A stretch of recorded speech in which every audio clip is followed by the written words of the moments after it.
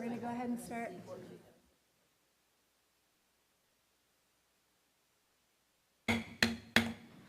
We are going to call this regular meeting of the Martin County School Board to order. We will now have Bill Smithson, humanist celebrant and lay leader, say a few words, followed by the Pledge of Allegiance. Okay, good afternoon, everyone. Thank you, Madam Chair, members of the board, and Superintendent Main for the privilege of offering this afternoon's invocation. As we convene tonight's meeting, let us pause for a moment and reflect on why we're here. In the quiet of this chamber, may we find the clarity and resolve to fulfill our duties with integrity and with compassion. Let us acknowledge the responsibility and privilege inherent in our positions, recognizing the faith and trust placed in us. Tonight, as we make decisions that impact the entire community, let us appreciate the diversity of voices and the unique needs they have. May our discussions be characterized by empathy, reason, and impartiality. Patience and understanding should guide our interactions, that we may see common ground and consensus in our deliberations. In closing, I'd like to end with a quote from President Barack Obama. "The study of geography is about more than just memorizing places on a map. It is about understanding the complexity of our world, appreciating the diversity of cultures that exist across continents, and in the end, it's about using all that knowledge to help bridge divides and bring people together." Thank you, and may the force be with you all. I pledge allegiance To the flag of the United States of America and to the republic for which it stands, one nation, under God, indivisible, with liberty and justice for all. Mrs. Falls, will you please call the roll? Mr. DiTerlizzi. Present. Mrs. Roberts. Present. Mrs. Powers. Here. Mrs. Russell. Here. Please let the record show that Mrs. Pritchett was not able to make it tonight. Do I have a motion to approve the agenda with the following items added? 7.03, 12.01, items updated 7.01, items removed 14.03, and item 3.03 moved to action item. Madam Chair, I move approval of the agenda as you stated it.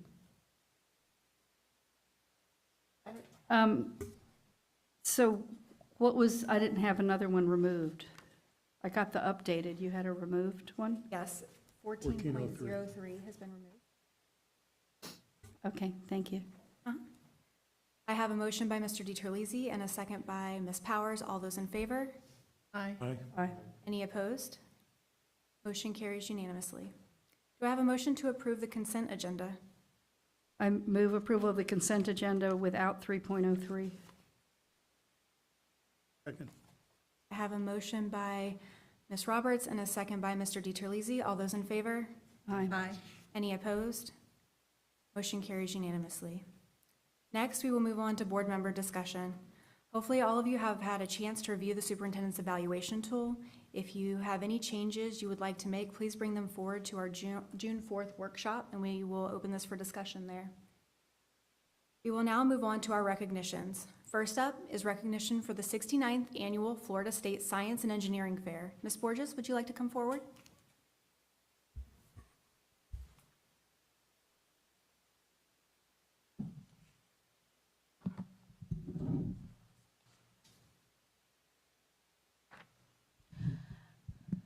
Good evening, Chair Russell, board members, and Superintendent Main. I want to apologize for the sound of my voice this evening. Battling a little bit of laryngitis, but hopefully you guys can understand me. My name is Jennifer Borges, and I am the Science Coordinator for the Martin County School District. And today we have the honor of recognizing the outstanding accomplishments of our Martin County Regional Science and Engineering Fair finalists who participated in the 69th Annual State Science and Engineering Fair held from April 2nd to 4th, 2024. This event showcased the ingenuity, creativity, and hard work of our young scientists and engineers from across the district. Before I recognize our amazing students, I would like to recognize our district STEM Fair coordinator, Ms. Shannon Parks from Martin County High School. I believe I can speak on behalf of the students and the parents that we are very grateful for her passion and dedication. I would also like to take this opportunity to recognize our Martin County School District 2023-2024 Outstanding STEM Educator, Ms. Simone Flood from Stewart Middle School. Ms. Flood, can you please stand?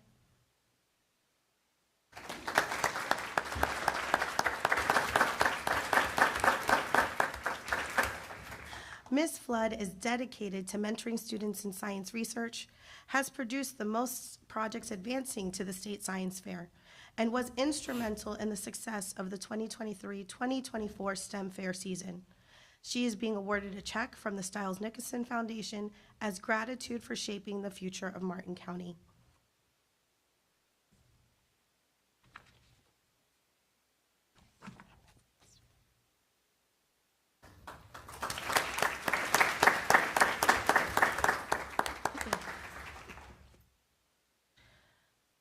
The students from Hidden Oaks Middle School, Murray Middle School, Stewart Middle School, Martin County High School, and South Fork High School were celebrated during the Mad Scientist Awards sponsored by the Stiles Nicholson Foundation and the Cox Science Museum and Aquarium. The students also had the opportunity to travel to Lakeland, Florida in April with students from all over the state to attend the State Science and Engineering Fair. The state fair brings together nearly 1,000 of the state's brightest students to showcase their projects. These projects within the fields of animal science, engineering, microbiology, chemistry, and much more are on display by some of the most innovative young minds that will be changing our world. I am enthusiastic to share some highlights from each of our Martin County Regional Science and Engineering Fair finalists and their awards at the Florida State Science and Engineering Fair. Students, please stand when I call your name. Ahan Asthana is from South Fork High School. His project name was Uncovering Seasonal Variation in Algae Growth, and he placed honorable mention in his category at the State Science Fair.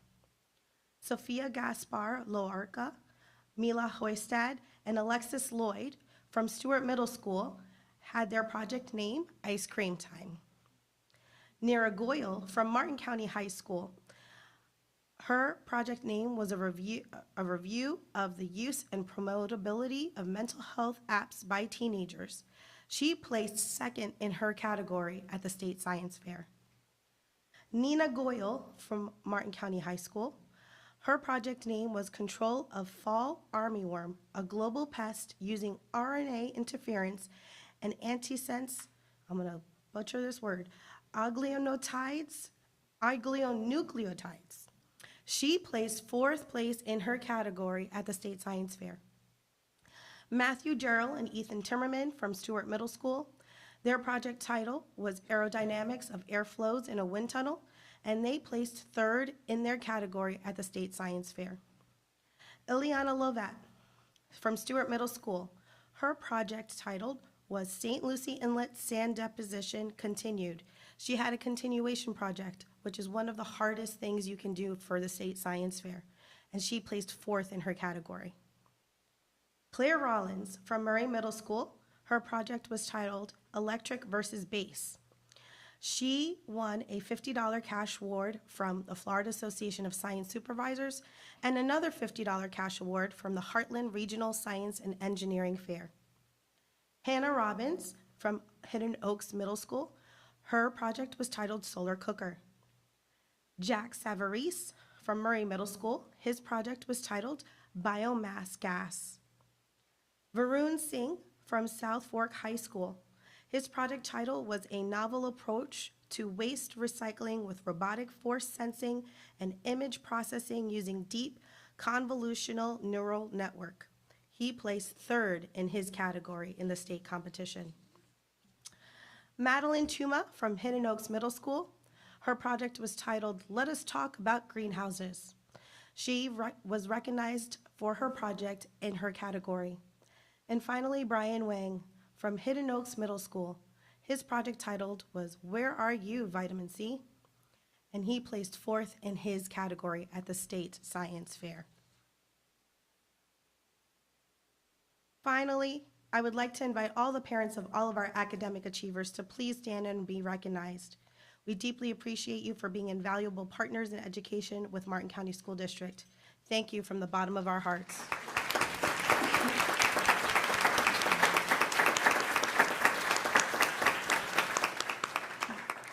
Students and Ms. Flood, can you please join me at the front to collect your certificates and take a photo with the school board, if that's okay? Ms. Borges, Absolutely. Yes. I'm sorry, do you have Molly Moore, Will It Hold, from Stewart Middle School? Molly Moore, I'm so sorry, Molly. Molly Moore, Will It Hold from Stewart Middle School.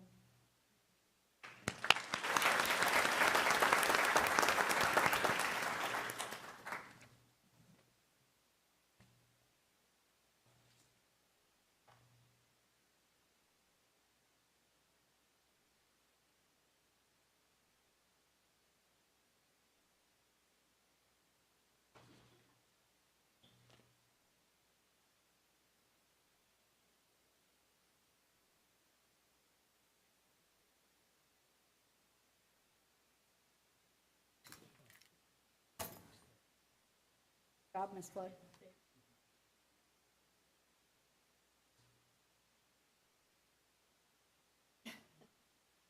Great job, kid.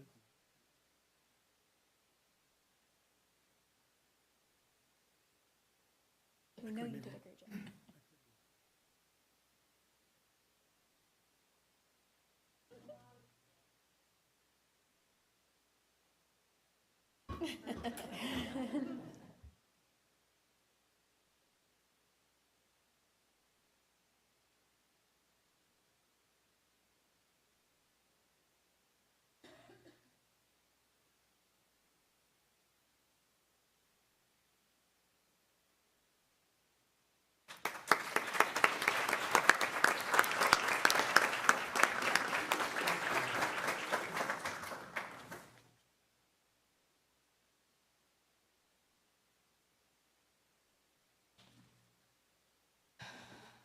Next, we will have the 2023-2024 Academic Games County, State, and National Tournament participants. Ms. Borges, would you like to continue?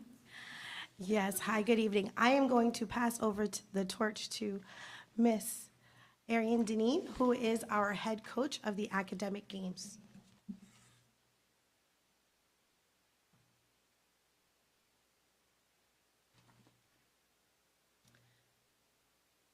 Good evening, Chair Russell, school board members and Superintendent Main, parents, teachers, and community members.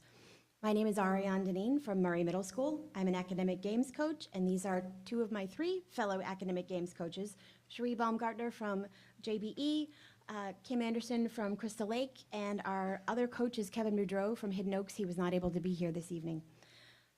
We are grateful to Ms. Jennifer Borges, the coordinator for the science program, for overseeing our academic games efforts. She has done quite a bit to coordinate our cooperation with the school district at large. Academic Games is a series of games played in 3 subjects, English, math, and social studies. The linguistics and equations games are played with cubes, and students make word or number sentences that follow the criteria set by the players. Social Studies is a trivia game in the categories of presidents, current events, and a yearly theme. This year, the theme was History of Rock and Roll, when we coaches realized how very old all of us are.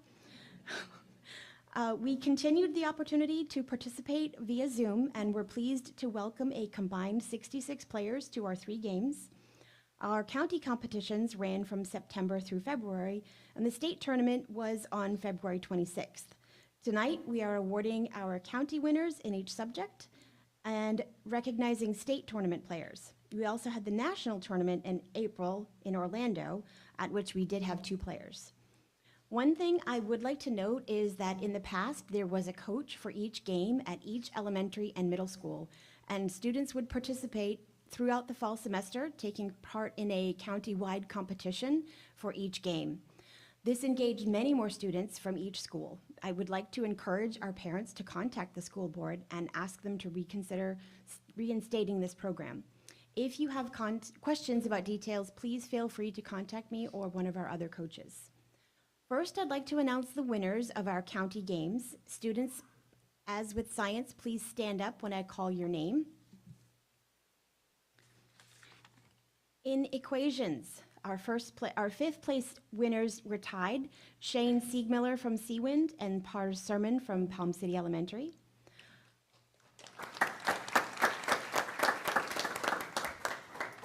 If you wouldn't mind holding your applause till the end of each category, that would be great. Fourth place was Koa Lodato from Jensen Beach Elementary. Third place was Sonia Chen from Crystal Lake Elementary. Second place was Lou Barsky from Murray Middle School. And first place was Thomas Wallace from Jensen Beach Elementary. Congratulations. I would like to clarify that for the purposes of academic games, elementary is 4th through 6th grade, middle school is 7th and 8th. And we do have county participants in the 3rd grade who are learning the games and getting ready to participate at the state level the following year. Our 3rd grade winners were Dhruvan Patel from Felix Williams, 3rd place, Parker Vogley, from our 2nd place winner from Palm City Elementary, and our 1st place tied winners, Steve Galvez from Pinewood and Julia Forbes from Jensen Beach Elementary. Congratulations. And our winners at the middle school level, 2nd place was Wyatt Metzger from Murray Middle, and Landon Kodari was 1st place, also from Murray Middle. Congratulations. For linguistic, elementary 4th through 6th grade, our 4th place winner was Emmy Chan from Crystal Lake. Allison Choi was 3rd place from Palm City Elementary. Lou Barsky was 2nd place from Murray Middle. And Sonia Chen was our winner in 1st place from Crystal Lake Elementary.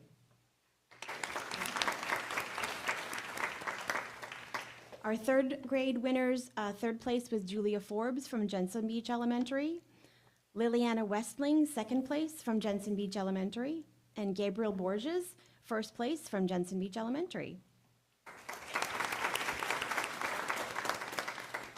And our winner for middle school linguistic was Wyatt Metzger from Murray Middle.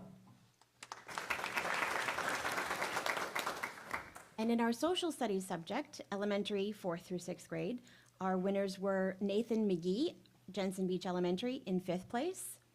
Koa Lodato, 4th place, Jensen Beach Elementary. Christian Rogers, 3rd place from Hidden Oaks. Alex Jang, 2nd place, Jensen Beach Elementary. And 1st place, Emery Wishart from Jensen Beach Elementary. Congratulations. And our third grade winner for social studies was Julia Forbes from Jensen Beach Elementary. Next, I'm going to announce the students who competed in the state tournament in West Palm Beach on February 18th. 26th. Students, please stand up when I call your name. Competing in equations were Thomas Wallace, Koa Lodato, Shane Siegmiller, and Pars Sermon. Participating in linguistics were Sonia Chen, Lou Barsky, and Allison Choi. And competing in social studies were Emery Wishart, Alex Jang, Nathan McGee, and Lou Barsky. Thank you so much for your participation. And finally, I would like to recognize the 2 students from Martin County who went to Orlando to compete at the national tournament from April 21st to 24th. Atlanta. Students, please stand up when I call your name. Lou Barsky, 6th grade, Murray Middle School, and Landon Kodari, 7th grade, Murray Middle School.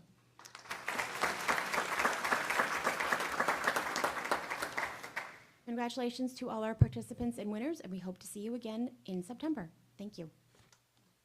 Thank you. Congratulations to everyone, and thank you all for representing the Martin County School District so well. We will now move on to our district presentation of SPAM's LEGO Summer Camp and Mid-Season Update. Dr. Miller, would you like to come forward?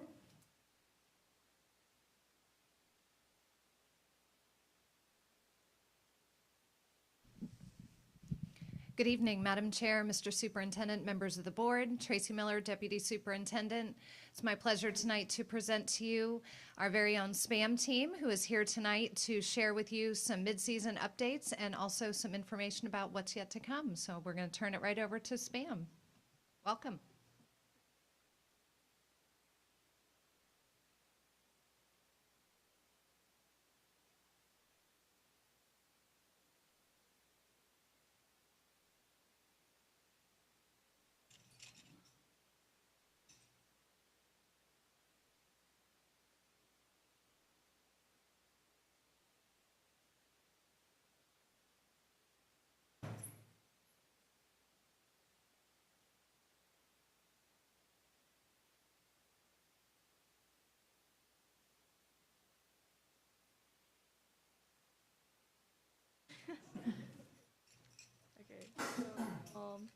We're going to talk about our 2024 season recap. So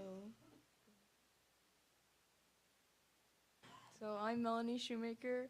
I was the team vice captain of technical for the 2023-2024 season. I went to South Fork High School, and I graduated South Fork High School. And I am Marissa Shoemaker, and I also graduated at South Fork High School through the International Baccalaureate program.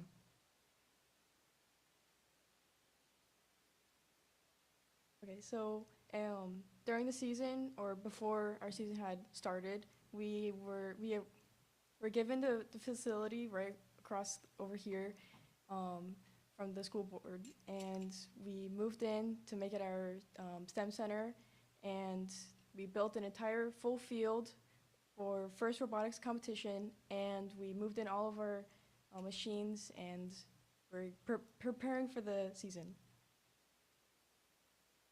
And so when the season started, we had our 2024 kickoff event where we had invited all of our sponsors and everyone out in the community to join us for kickoff and for breakfast. And this year for the 2024 game, Crescendo, we had these large rings, which Parker has holding, and so our robot would pick up those notes or rings, and we would shoot them into a big opening or place them into like a hole that's in a wall. And so we only have 6 weeks of build season where we had to design, build, manufacture, and program the robot in all these 6 weeks. It has to be functioning before then because we have competition usually in the first week of competition season. And so we use CAD and manufacture. Our overview of our robot is, so we have Swerve Drive, which you can, like a cart kind of, so you can like spin and rotate at the same time. We also have, our robot is almost fully autonomous, so Melanie can explain that part of the robot. So as I'm driving the robot, it does most of the things for me. So it will shoot for me, it will score notes for me. All I really have to do is just drive around the field and push a few buttons to make it pick up notes, do the things I want it to do. So like automatically aim at the speaker, which is like the big thing that Marissa was talking about. It also automatically aim at the amp, which is another thing that Marissa talked about.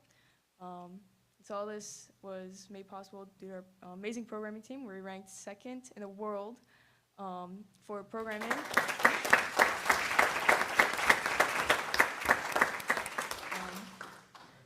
And I like to add that it's out of 9,000 teams in the entire world.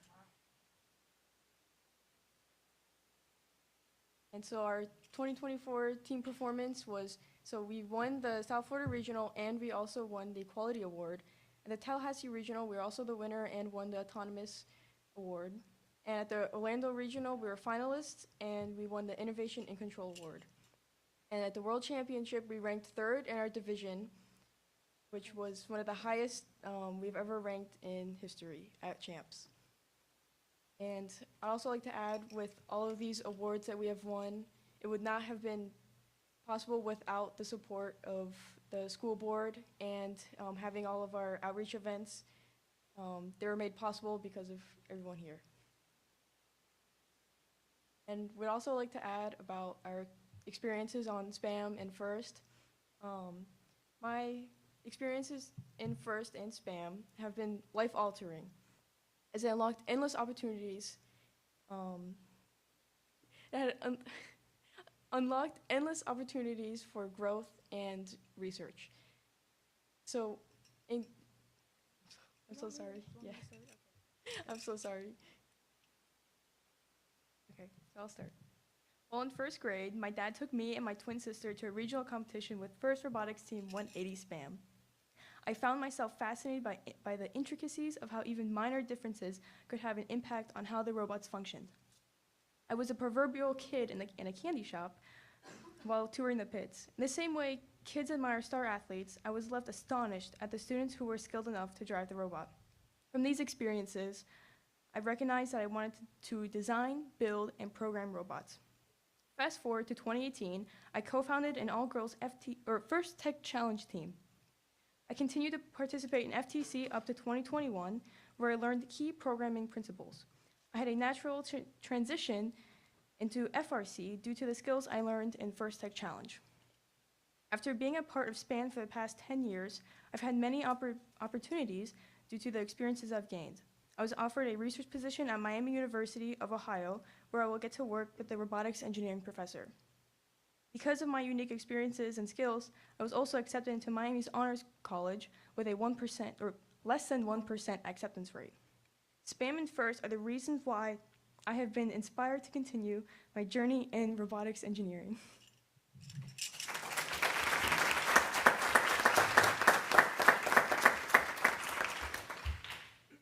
My experiences in FIRST and on SPAM have been life-altering and has unlocked endless opportunities and growth.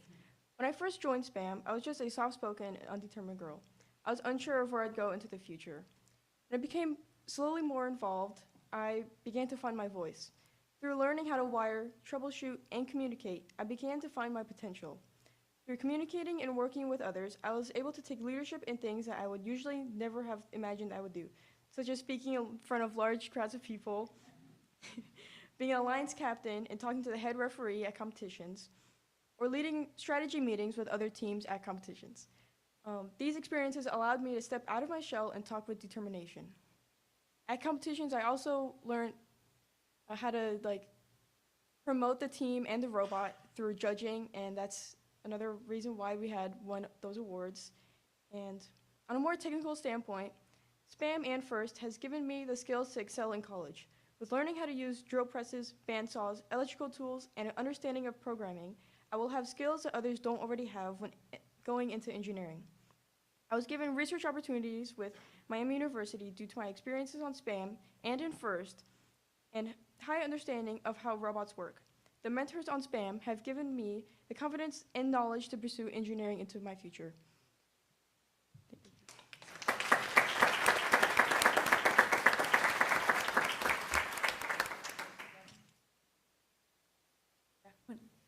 You guys come down for a picture.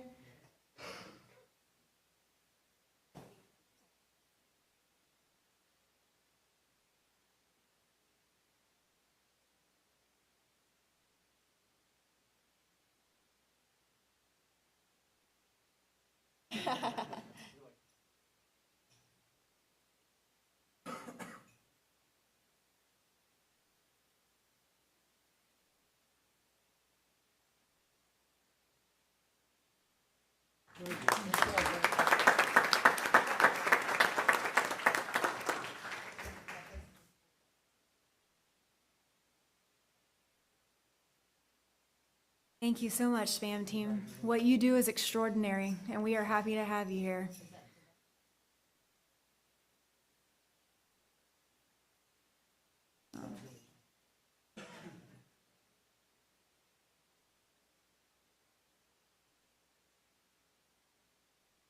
Our next presentation is the Environmental Studies Center Council donation. Ms. Gaynor, would you like to come forward?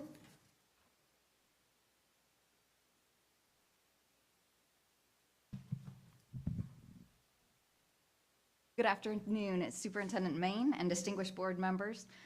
I'm Valerie Gaynor, the coordinator from the Environmental Studies Center, and I'm here today to share some exciting news and updates, and also somebody brought a big check. First, I'm pleased to report the successful completion of our Impact 100 grant. We received last year $100,000, and our wet lab is revitalized now. This project was a significant undertaking, and we're proud that the transformation has gone off without a hitch. The revitalization has updated it with more hands-on learning experiences for our students, but also has given it a clean and fresh look as well.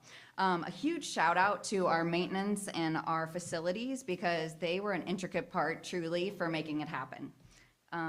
To celebrate this achievement, we've had 2 open houses, including one that was a ribbon cutting for Impact 100, and it was highly attended, and it was truly, our community gave us a ton of support and said it shows how interested they are in environmental education.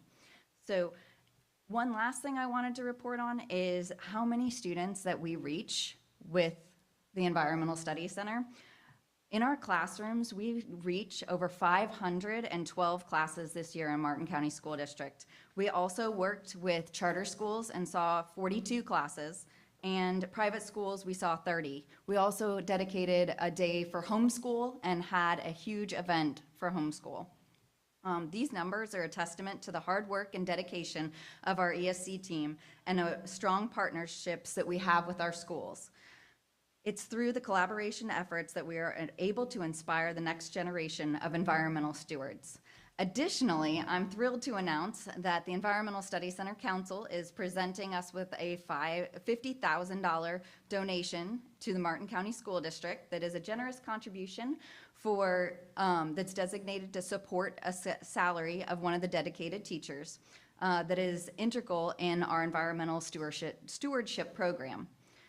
We believe in investing in our educators is one of the most impactful ways to foster a deeper understanding and appreciation for the environment in students.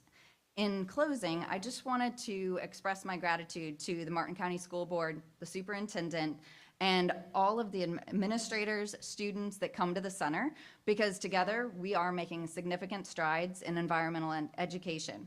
I'd like to thank the council for their continued support, for their commitment every year of bringing a check, and introduce Colton Radabaugh. He told me tonight that he is here to present a big check, not to talk. So he told me to do it. Colton was one of my students at Jensen Beach High School, and he was on the Earth Savers, which I headed back then. And as you'll know, he'll forever be one of my kids. If you're an educator, you understand your kids. So he told me that he was going to bring the check and we would like to present it. And then we will, Mr. Morrison will give you the real one. So if we can get a picture real quick, that would be lovely.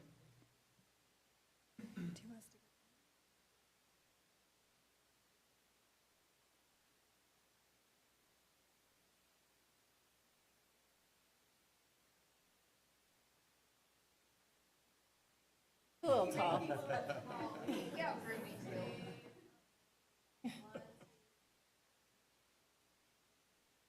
Thank you.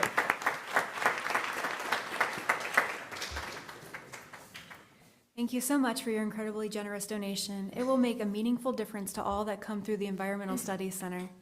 Our next presentation is on the 5 essentials data. Ms. DeShazo and Ms. Platt, would you like to make your way forward?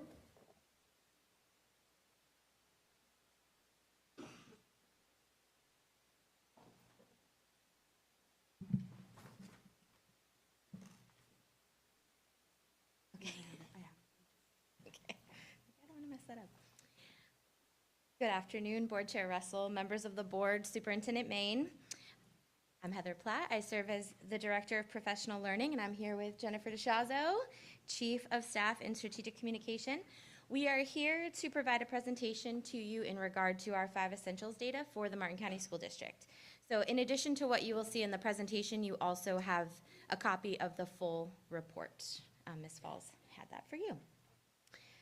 So for the last 2 years, we have engaged with our stakeholders through the use of a 5 essentials survey.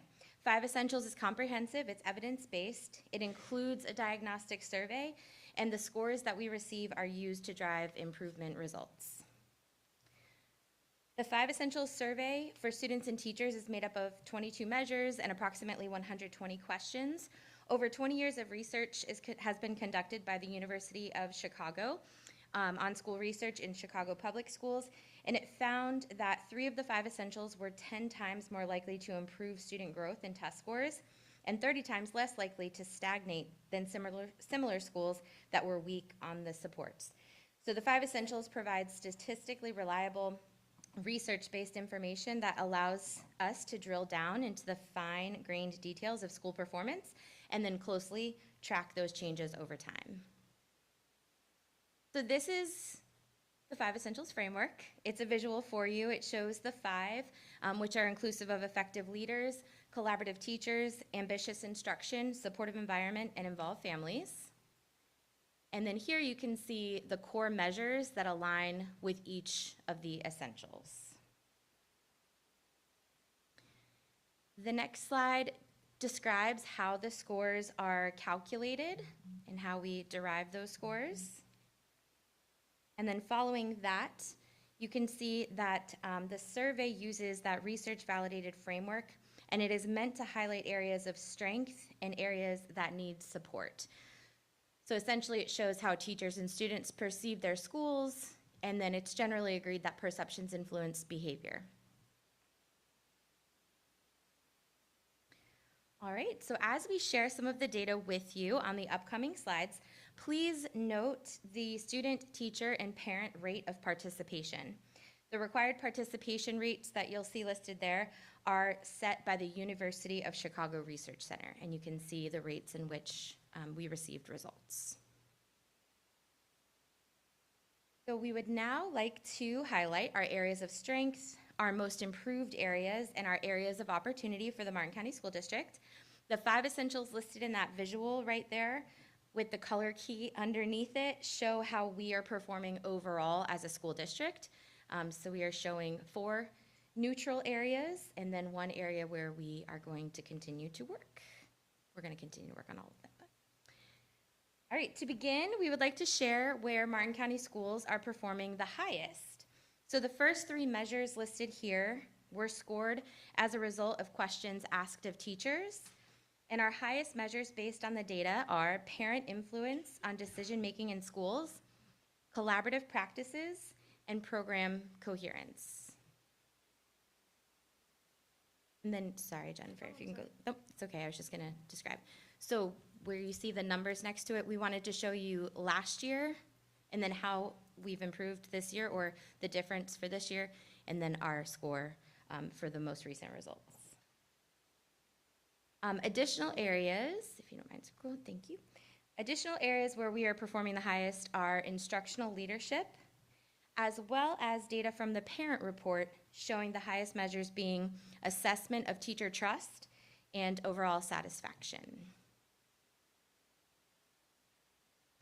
So next, let's look at what our 5 essentials data shows is most improved for Martin County schools over the 2-year period. First, we have quality professional learning, and then we have collaborative practices. Those are our 2 measures that increase the most over the 2-year period, and that is as a result of data from questions responded to by teachers. Our areas of opportunity, as you can see here, include collective responsibility, and then from the student lens, academic personalism and peer support for academic work, which both fall under the essential of supportive environment. This is just a chart or a quick glance of our overall observations and district trends aligned to the 5 essentials. We worked really hard to color code it, but the colors might be a little hard to see, but you can see the key underneath. But this is just overall, as a district, our trends. And then we wanted to share with you, so what, now what? So we have the data, now what? Well, once our results were released, we met with all of our school-based administrators to share the next steps for action. Leadership teams at each school are in process or have already discussed results with their stakeholders. In addition, our professional learning team provided resources and support for root cause analysis facilitation to support our schools in setting those actionable and measurable goals, which will then be included in the school improvement plans. And in addition, the 5 essentials results are being incorporated into our strategic plan tactics as we develop our new strategic plan. And then lastly, from our team, some additional district level support. We wanted to highlight that we're building out a menu of professional learning options that will align with each essential, so each of the 5 essentials, in order to support our overall district trends as well as our school-based trends and areas of opportunity. And we want to thank you as a school board for supporting our move to a more robust and comprehensive platform to capture this data and information that we are truly utilizing to drive school improvement efforts as well as with the strategic plan. So thank you. Thank you. Thank you for your presentation.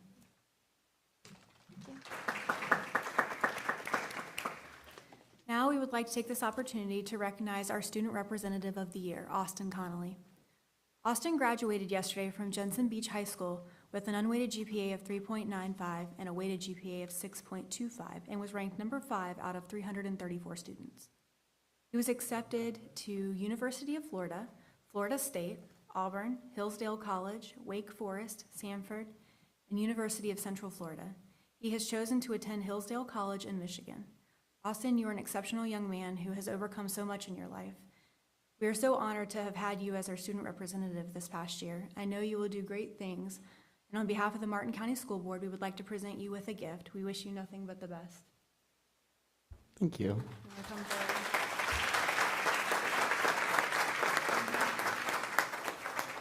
Want to get a picture?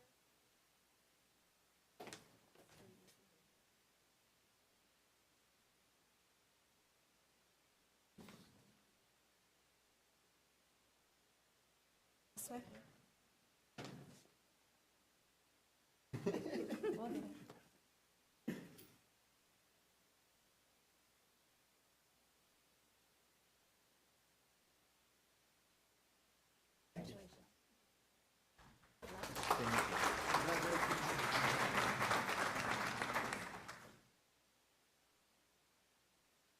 All right, well, we will now have Austin share his last student representative update. Go ahead, Austin. Good evening, Madam Chair, distinguished members of the board, Superintendent Main. I'm excited and saddened to be giving my last report today, so I'll start at what was home in the past couple years, Jensen Beach High School. Jensen Beach High School recognized 65 seniors with graduation stoles this year, 24 of which also received a cord for a 4.0 GPA all throughout high school. Grace Fenedick, Kaylee Strom, Cameron Kingdig, and Anna Oppenheiser were awarded National Honor Society scholarships. Lila Mayfield, a graduating JBHS senior, has been invited to join the Lombardi and Stamp Scholar community at the University of Florida. This award is granted to only 11 students in the incoming class of 2028, given due to their demonstrated academic excellence, intellectual curiosity, and potential to be a leader in their field of study. Many Jensen Beach High School students placed in the Marvin S. Cohn Juried Art Show hosted by the Martin Arts. Nina Puma was awarded the high honor of Best in Show for her piece, The Other Woman. Also, big congratulations to 9th grader Carly Salzberg, whose logo design was chosen as the new Martin County Centennial logo by the Martin County Board of County Commissioners. The JBHS Entrepreneurship Program hosted their first pitch night.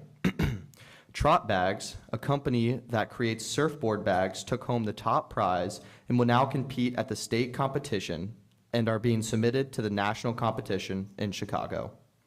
The JBHS baseball team finished first in our district for academic scholarships and GPA. Maddie Parr was granted an internship at UF Scripps Institute for the summer. JBHS had 2 Pathfinder winners. Lila Mayfield won first place in the category of communications, and Bryn Stoneberg won second place in the sports category. JBHS has 4 young men who recently completed all the necessary requirements to earn their Eagle Scout badges: Egan Hammond, Ethan Colnut, Kyle Secor, and George Secor. Martin County High School. On May 10th, Martin County High School senior Nira Goyle was awarded second place in the 41st Annual Pathfinder Scholarship Award in the science category. South Fork High School. Please congratulate Harrison Towers, Dustin DeTillo, Cody Jordan, Nick Kowalski, Quinn Wadsworth, and Antonio Belizzo. They all recently earned the Florida Automobile Dealers Association certification. South Fork High School students did very well in this year's Marvin Cohn Juried Art Show. Please congratulate Daphne Dalton and Julia Greaves, who won Purchase Awards. Caitlin Chin and Ella Reber both received honorable mentions. Daphne Dalton also placed third in the painting category, and Julia Greaves placed first. Julia Greaves also placed first in the sculpture category. 6 South Fork students are now certified clinical medical assistants. Please congratulate Alexandria Diond, Kate Melton, Colin Morin, Marison Pasquale, Abigail Tango, and Avery Wickart. Congratulations to cadets Keela Flores and Regan Heron for winning Cadet and Leader of the Year, respectively. These rewards are only given to top 2 JROTC cadets who have demonstrated an exceptionally high degree of leadership, academic achievement, and performance of duty.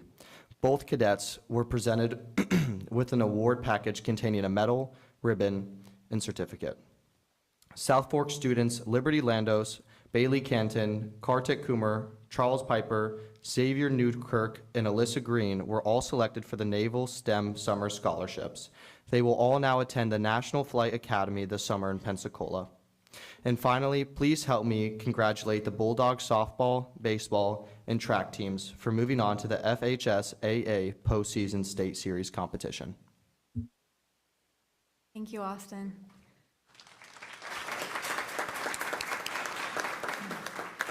Next, we will have our district update with Jennifer DeShazo.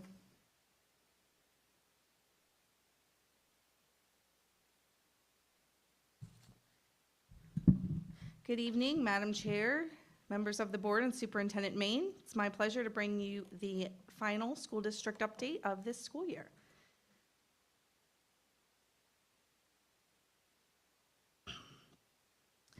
In a recent evaluation conducted by U.S. News and World Report, all 3 high schools in Martin County were ranked amongst America's elite educational institutions.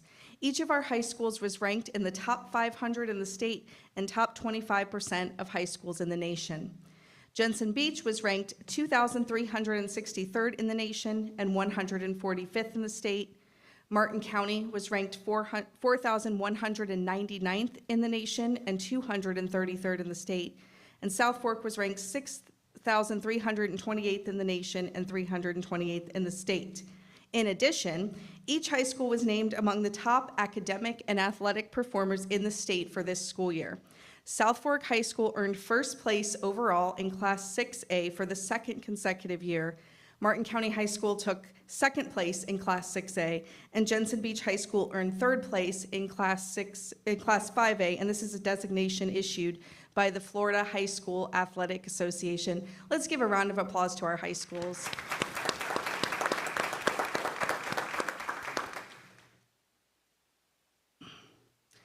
As Austin mentioned, we had some Pathfinder Award winners this year. Each year, the Palm Beach Post awards 54 local seniors from Palm Beach and Martin counties who have demonstrated outstanding achievements in the academic, vocational, and athletic categories. This year, 3 exemplary high school seniors from our district placed in the Pathfinder Scholarship Awards competition. Nira Goyle from Martin County High School placed 2nd in the science category. Bryn Stoneberg from Jensen Beach High School placed 2nd in the sports category, and Layla Mayfield from Jensen Beach High School placed 1st in the communications category.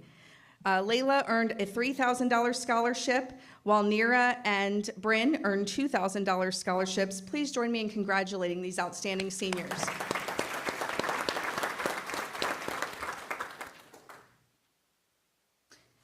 Each year, the Martin County School District holds a special ceremony to honor its volunteers and business partners for their contribution of their time and talents to our school system. The annual Volunteer and Business Partner Awards were held on April 26th, and during the ceremony, Karina Carter, Monica Cantor, Barbara Van Horn, and Wright Gudmansini were surprised with our district-level awards. Our district is grateful for the over 3,600 volunteers who donate tens of thousands of hours of their time each year, which contributes an estimated $1 million in volunteer time to the district. Please join me in congratulating them for their hard work.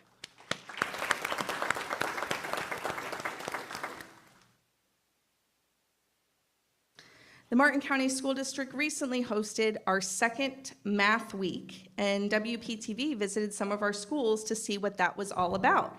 Let's take a look inside classrooms to learn more about what could one day become a statewide initiative that was brainstormed right here in Martin County. Challenges. It is a math game. Scavenger hunt. So where do you have to look? Videos and more all add up to equal Math Week in Martin County schools. I wanted math to get some of the attention it deserves and to create a week where we could celebrate math, have students excited about doing math. District Math Coordinator Dr. Paige McMahon created the event last year, the only one she's aware of in the state. Math Week is amazing. First grade teacher Kayla Carmen is enjoying the focus on the subject that sometimes creates division. Every student can have a math brain, and I think it's important for kids to realize that math is not hard.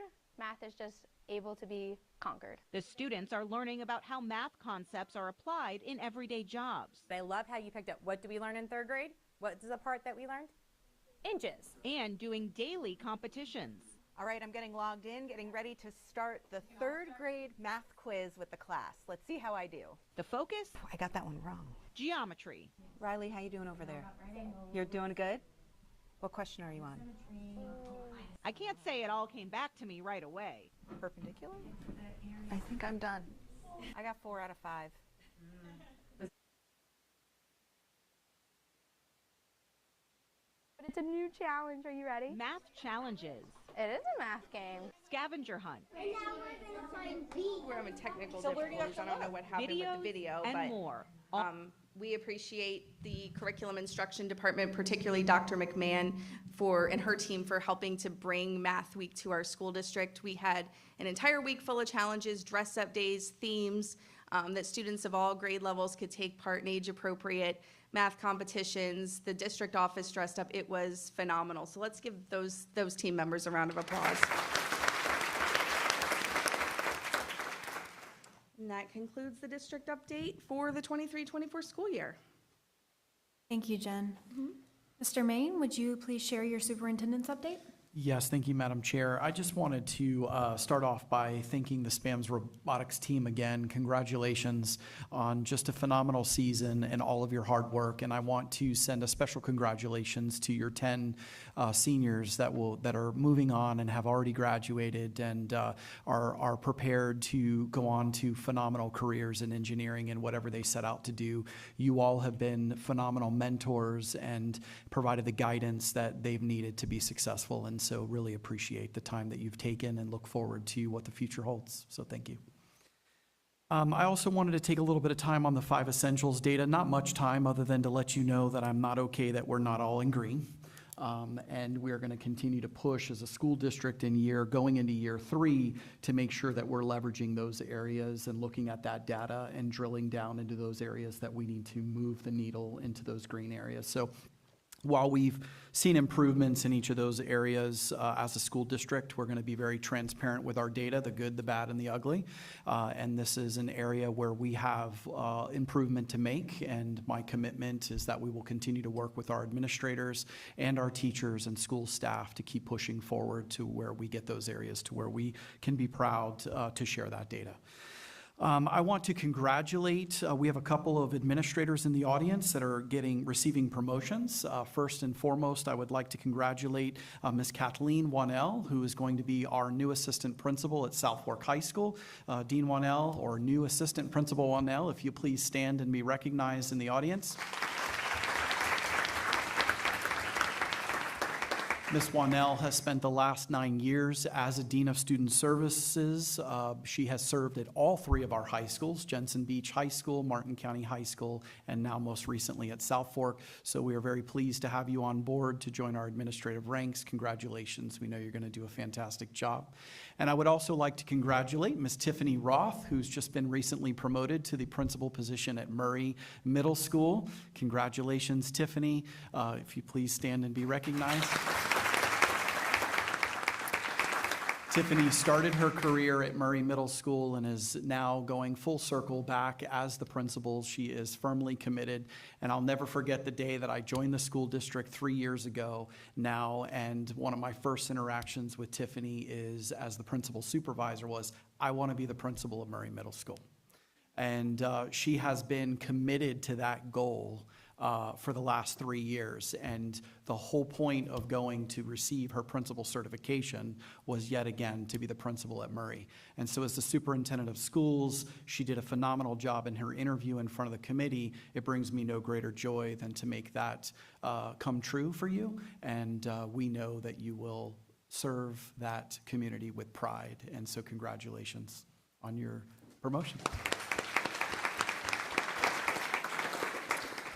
The Air Force Junior Reserve Officer Training Corps team at Jensen Beach High School has been recognized for their outstanding commitment to community service, receiving the prestigious Silver Star Community Service Award for the 23-24 academic year. Jensen Beach High School's Air Force ROTC was just one of 45 winners of the Silver Star Community Service Award, which is a testament to the values instilled in the cadets through their participation in the Air Force ROTC program, emphasizing the importance of selflessness, leadership, and civic responsibility. The team's efforts reflect their dedication to the Air Force ROTC program and deep-rooted commitment to serving our local community. The Silver Star Community Service Award is the highest level award for a JROTC service unit can earn during a non-inspection year. And this was another area of joy for not only myself, but the district, because during a non-inspection year, for anybody who's ever served in the JROTC, this is a huge honor. We normally know that during an inspection year, they're going to, all our T's are going to be crossed, all our I's are going to be dotted. But during a non-inspection year, to receive one of the highest honors shows that the program is committed to excellence each and every year, not just during those non-inspection years. So I'm very proud of their instructors and those students within that program. Congressman Brian Mass, Florida 21st Congressional District, celebrated the participation of the 2024 Congressional Art Competition and announced Tatiana Billicone from the Martin County High School as the winner of this year's esteemed award. The selection process, conducted by a panel of distinguished local judges from the Treasure Coast, culminated in Tatiana's outstanding achievement. Brooke Vanderwarren, also of Martin County High School, was awarded an honorable mention. Every year, the Congressional Art Competition honors the exceptional artistic abilities of high school students from across the country. The competition's goal is to support and promote the arts and to foster creativity and artistic expression among our nation's youth. The Congressional Art Competition began in 1982, and since that time, more than 700,000 students have taken part. Tatiana's work will be displayed in our nation's Capitol building alongside the winners from each congressional district nationwide for one whole year. The annual art competition highlights the artistic abilities of talented students from the 21st Congressional District, and this year's competition featured 102 submissions from 13 schools across Martin County, St. Lucie, and Palm Beach counties. And again, I go back to the fact that every child within our school district, every student within our school district has a genius. And it is up to us as a school district and as educators to tap into the genius.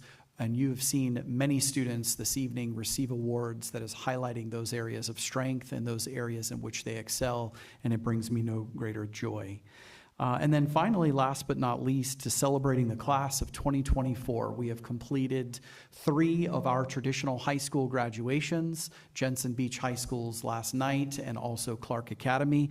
We are extremely excited for the next phase in our seniors' lives. Commencement season is the most spectacular time of the year for the Martin County School District, and this graduation week was definitely no different. As expected, the class of 2024 brought their unique spirit and flair to the occasion at each of our high schools. I invite our school board and our community members to watch as we briefly recap the highlights of our ceremonies through the lens of our public information team. Please expect complete video coverage of these momentous and milestone events in the coming weeks. Class of 2024 is filled with a multitude of people, athletes on top of their game, artists whose creativity never ceases, academics who continue to astound the world with their brilliance. But perhaps something greater than that is the kindness and the uniqueness of each person here. There are so many reasons this graduating class is so incredible. High school can be very difficult, and I'm extremely proud of everyone for making it to today because there was definitely no shortages of challenges along the way. It's a team effort, and we are so proud because this is a huge milestone, and so many kids give up. And your seniors that are in this room did not give up. Friday night lights in the football stands, cheering to the beat of the Falcon fans, the teacher, the office, the lunch ladies too. All of these people have helped us get through. Now it's time for you to write your own story. So make it epic and you will see glory. Students, on behalf of the Martin County School District, I extend my heartfelt congratulations to the class of 2024. May you continue to scale new heights, pursue your passions with vigor, and make meaningful contributions to society.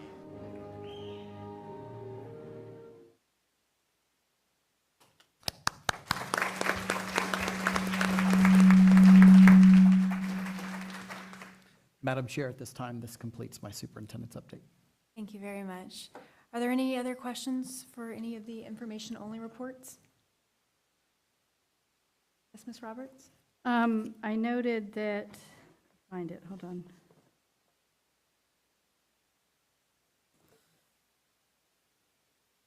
$1509, which was the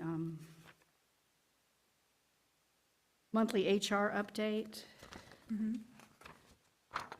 On, these pages don't have numbers, but there's a page in there that talks about vacancies and applications in process. And it shows on that report that we have 54 instructional vacancies for next year as of today, but with 20 in processing. So this was as of a date of May 6th, which means that as of May 6th, we need 34 teachers, instructional positions to be filled.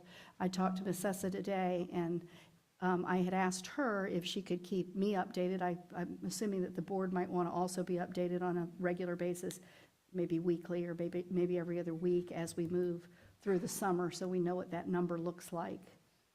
So Yes, I that just would be wanted to great. bring that up. Mrs. Roberts? Sorry, it's so loud. I emailed you all a link. Mr. Raymond prepared as of today a report, and I emailed all the board members. So if you prefer a cadence for that, please let me know and we'll make sure it happens. Sure, that'll be helpful, I think. Thank you. Your questions? Okay, we will move on to public comment at this time.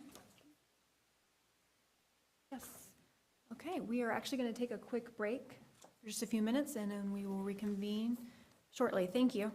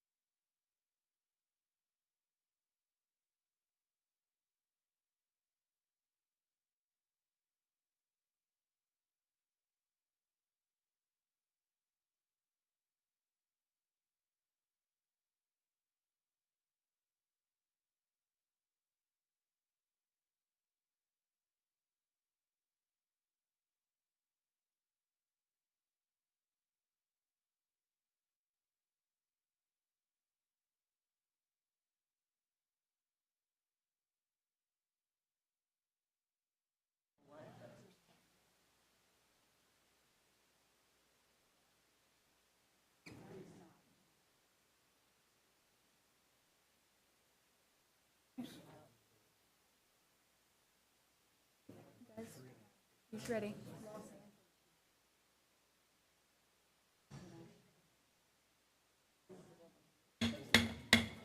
We will now resume our meeting, and we will be moving on to public comment. Citizen input is vital to the improvement of our district. Most times, your remarks may be listened to without comment from the board members or superintendent. This does not mean they are heard with any less intensity or concern. Where appropriate, the superintendent and staff will investigate your comments and report back to you and the board with an answer. We thank you for taking the time and having the concern to make our district better. Your presentation to the board should not exceed 3 minutes. Letters or statements from others not present can be given to our clerk, who will be sure that each school board member and the superintendent receive a copy. To keep our record straight and authentic, our policy does not permit you to read the statements of others into the record. First up, Principal Smith.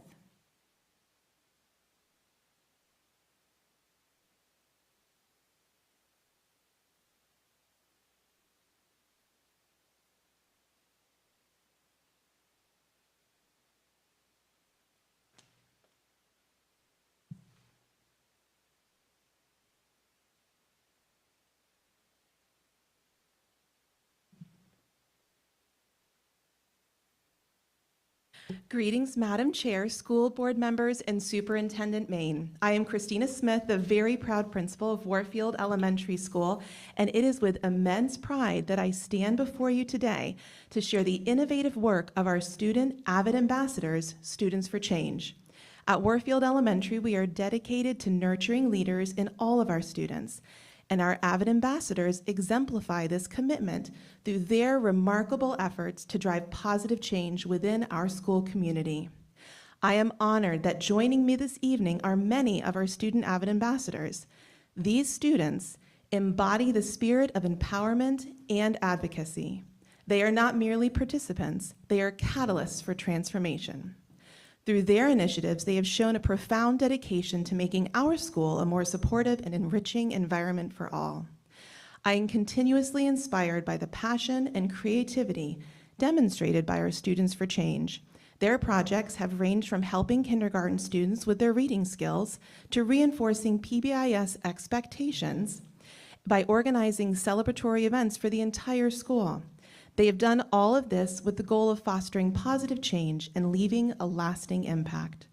As principal of Warfield, I am proud of the leadership qualities of our Students for Change exhibit and the positive influence they have on their peers. They embody the values of empathy, resilience, and determination that we strive to instill in all our students. I want to extend a heartfelt thank you to our esteemed school board members and superintendent for your unwavering support of our school and its initiatives. Your guidance and encouragement enable us to provide meaningful opportunities for our students to thrive and make a difference in the Indiantown community. I'm also thrilled to acknowledge the invaluable contributions of our dedicated staff.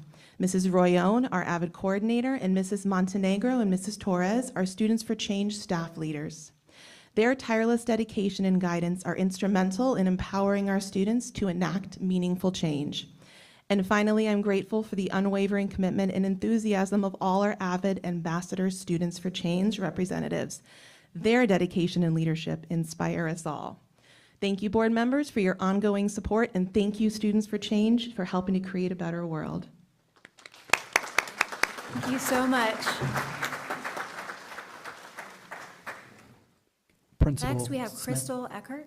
I'm sorry, Board ahead. Chair. No, I'm go sorry. for it. Go ahead. Can you have them introduce themselves, please? Will you? Thank you. Would love to get to know. Just say your name. I'm Kelvion Miley.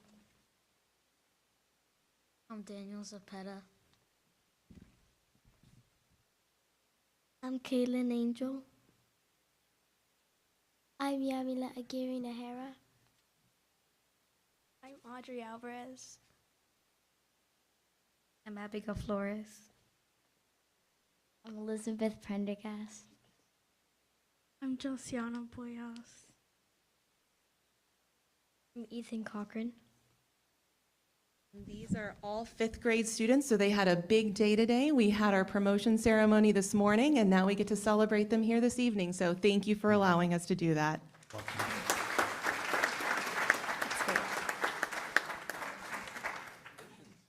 We can get a picture.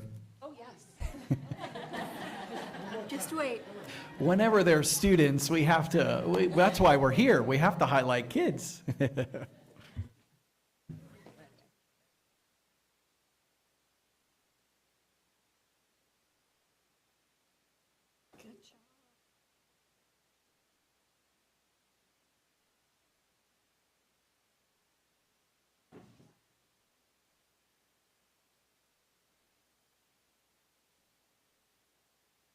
Stand up on the. Stand up on there. There you go. Yeah.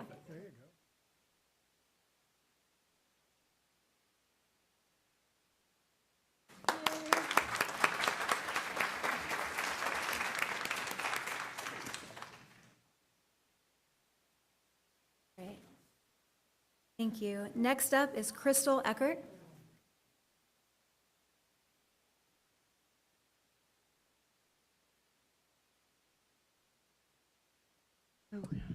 Good afternoon. My name is Crystal Wyan Eckhart. I had the honor and the privilege of being the MCHS drama director for 34 years.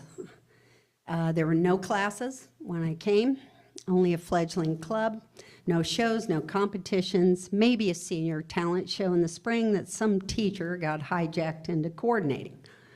There was a gymnatorium, the cheapest and worst design ever invented. And it was clear that the performing arts were not a priority. What I did have was a passion for the arts and an incredibly supportive principal in the name of Wanda Yarborough, who the theater is currently named for, who wanted MCHS to be on the cutting edge of everything. She understood that many times, what many people forget, we are a little county. We are sandwiched between a northern county with 17 high schools and a southern county with 58. But she knew that small could be mighty, and she wanted that on every level. I understood from the moment I asked for and received one class of theater, this was a numbers game. With one class, I made sure we were as visible as possible to other students in the community. The next year, I had a full load. We grew exponentially from there. More shows entering and competing and beating those other counties with established programs. I think it's wonderful that we hear our schools are in the top 25%. That's awesome. Martin County Drama used to be in the top 20. The numbers game doesn't concern me. That's and always was and always will be for electives. Arts programs in schools have spent their entire existence on the dark side of the moon. Let's face it, English, math, science, social studies is never going to be on the chopping block. Numbers don't concern me. This is going to be a rebuild. By the way, the Pathfinder update, the arts are also represented in the Pathfinder. We've won first place 5 times. I am concerned about multiple reports that students who have expressed an interest are being turned away. I've been told in texts, emails, there's not going to be more than one class, blah, blah, blah. Also disturbing are accusations that students are being misled about the future of the program. When I discussed this with a Martin County administrator, I was asked if I actually believed that. My response was, and still is, doesn't matter what I believe. What matters is they do. And that, if you care at all, is what needs to be addressed. Once again, the arts are being moved to the back of the bus. That's an old battle, one that's been fought hundreds of times. Is that my time? Yes, ma'am. Okay, so please, I'm going to stay vigilant, and I'm not going anywhere. Thank you. Ava Coker. Ava Coker.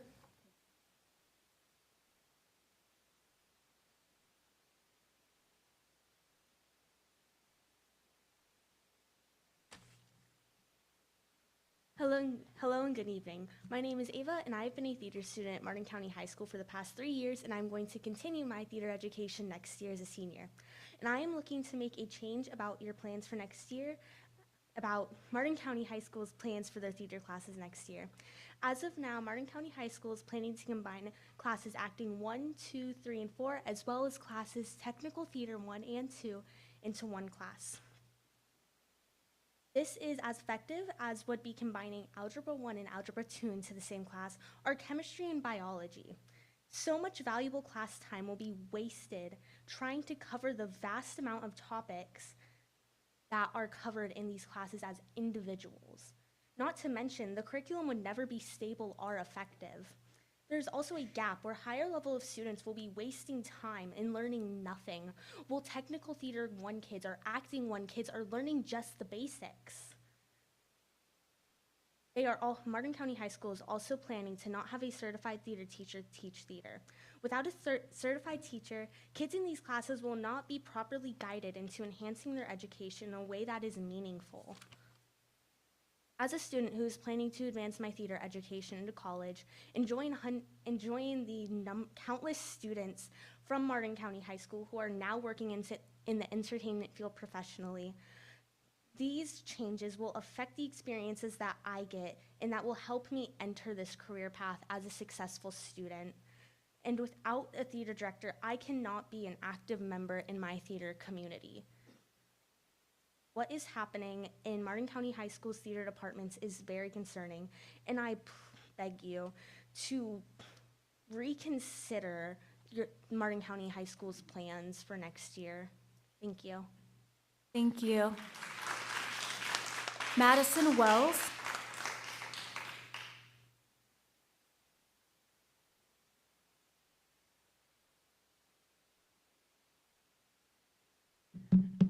Good evening. I'm Madison Wells, and I'm an officer for the drama department at Martin County High School.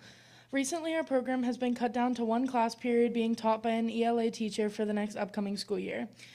This year, Tech 1 and Tech 2 class were already mixed into one class, and being in a Tech class with already doing Tech 1, we were just repeating everything that we had already learned, which will be the same case next year if the classes are chosen to be mixed again. The school has claimed it's because of lack of people signing up, but people have stated that people are trying to go into theater and we're told that we don't have a theater class or that they need letters of recommendation, which is false. People will come up today and try and get you to renew our teacher's contract, which, don't get me wrong, would be amazing, but isn't what we need most. We just want a teacher who has a theater degree, even someone who's dualed in English and theater, to teach the kids so our productions don't end for good. April 30th, I started a petition to bring notice to this to show you guys to bring to you guys today to show you guys how many people care about Martin County Theater. The petition is now up to 828 signatures. 828 people who are fighting for our theater department. A few reasons given to why they are signing is the drama department is a wonderful creative outlet. It helps me gain experiences. The drama department is talented and hardworking. These are a few of the most passionate students I've ever met. Art is very important in our young adult lives. I was never officially a part of drama theater, but the program has kindly welcomed me whenever I needed a place to go. All of these are direct quotes from students who signed. Everyone in this program cares and has a passion. It's why we're here to talk to you guys today. Please give us a teacher who cares and can give the kids attending Martin County High School next year proper theater education. We've had many successes this year, such as Seussical, Cabaret Night, and even helping a middle school put on a show using our costumes and stage. As well as many wonderful fundraisers that were able to lower our costs when we had students going to states. Please don't take away the creative outlet and a safe place, and work with us to keep this program lively despite it being smaller. Thank you. Thank you. Jamie Lopez.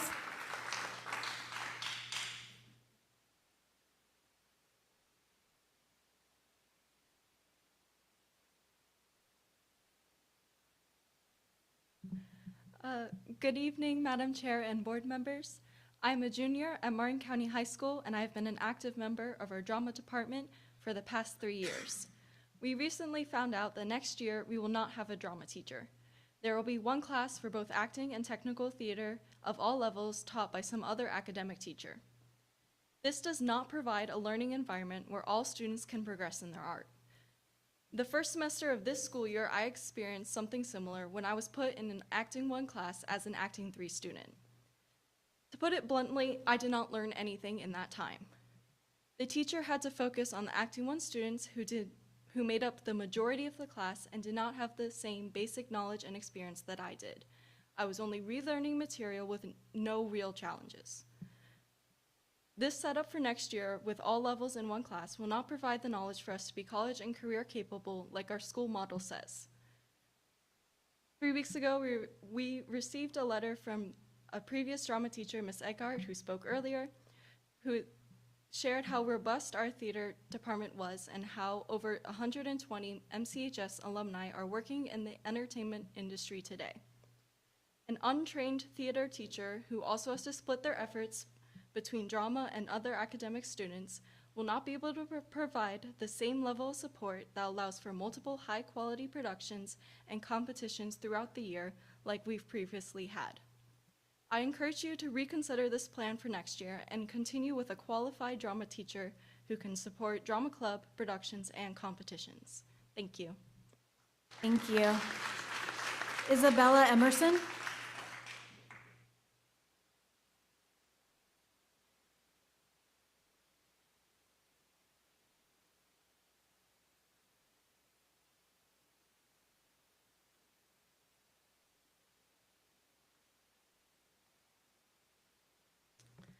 Hello and good evening of members of the board.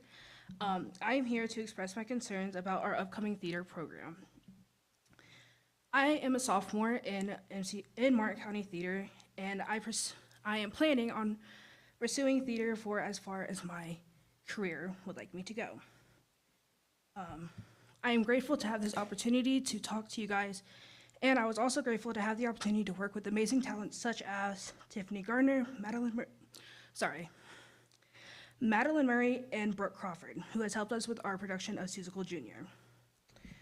By shrinking our theater program, it is taking away opportunities for future generations. Like Jamie Lopez has spoke, we have had multiple instances where we've had kids who were supposed to be in upper classes be put in technical theater 1 or in lower classes. So if we shrink our theater program, it is taking away opportunities and moments and memories from future generations, and that is a great concern for a lot of people who want to pursue acting. Our spring musicals and plays and one-acts is something that we all look forward to, something that we laugh about, that we cry about, and that we all talk about at the end of the year.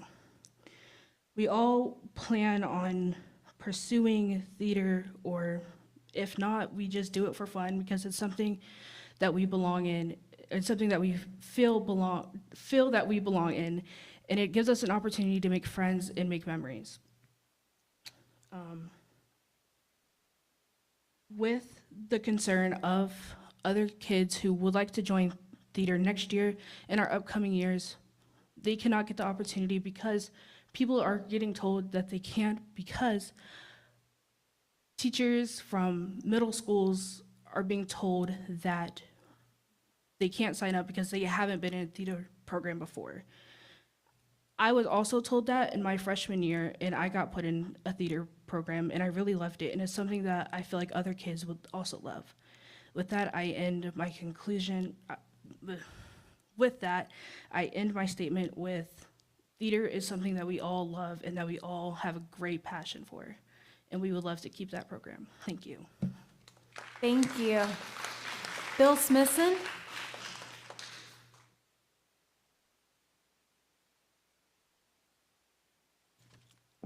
It's me again. Okay, Madam Chair, members of the board, Superintendent Main.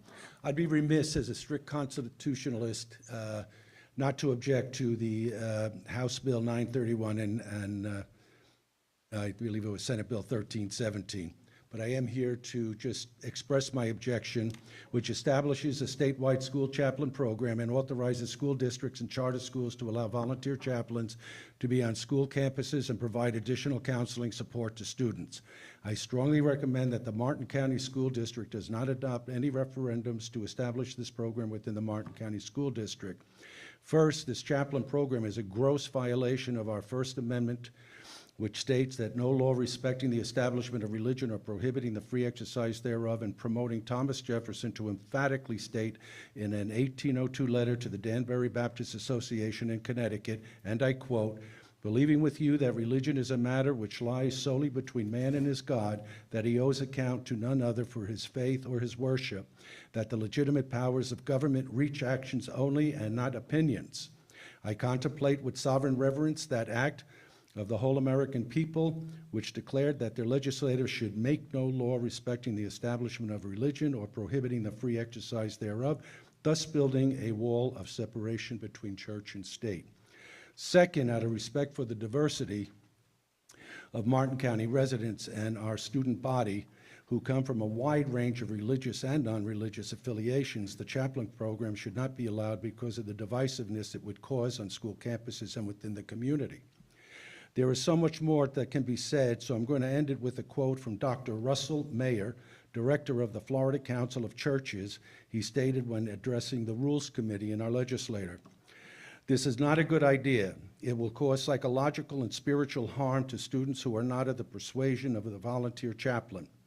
And volunteer chaplains don't have any of the training in human development and child development." And I will end it with, let's put the trained professionals in and not some unlicensed, untrained people with a religious affiliation. Thank you. Thank you. Victoria Deffenthaler?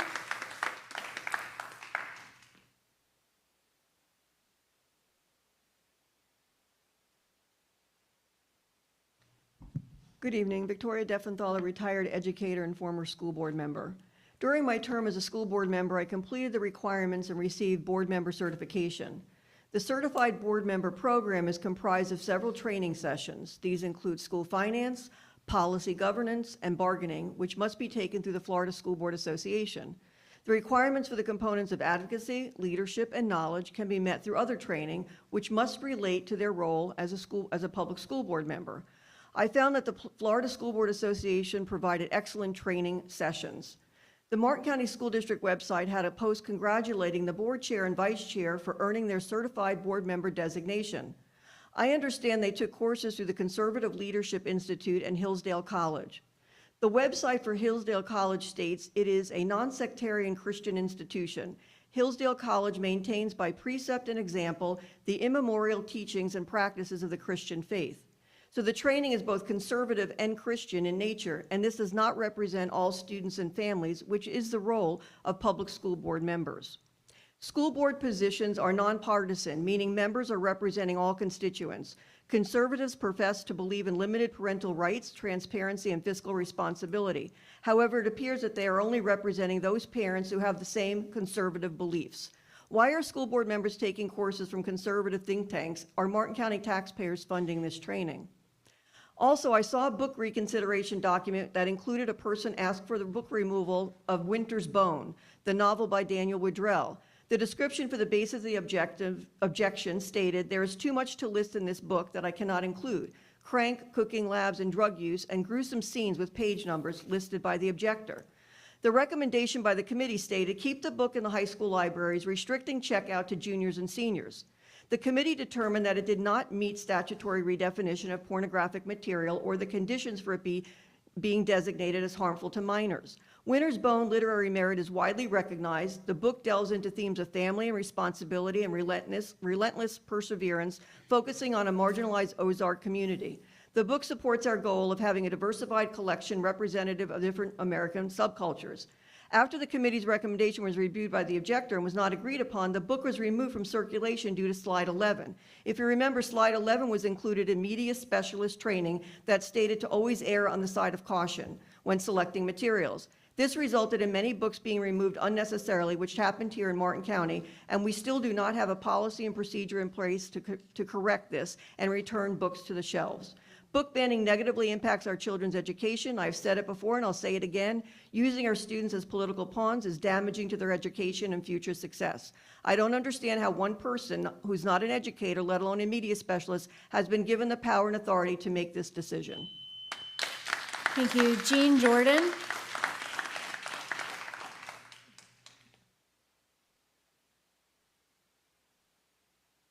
afternoon, Madam Chair, school board members, and Superintendent Main. I'm here to speak about the Code of Conduct, Due Process, School Policy, and Disciplinary Action.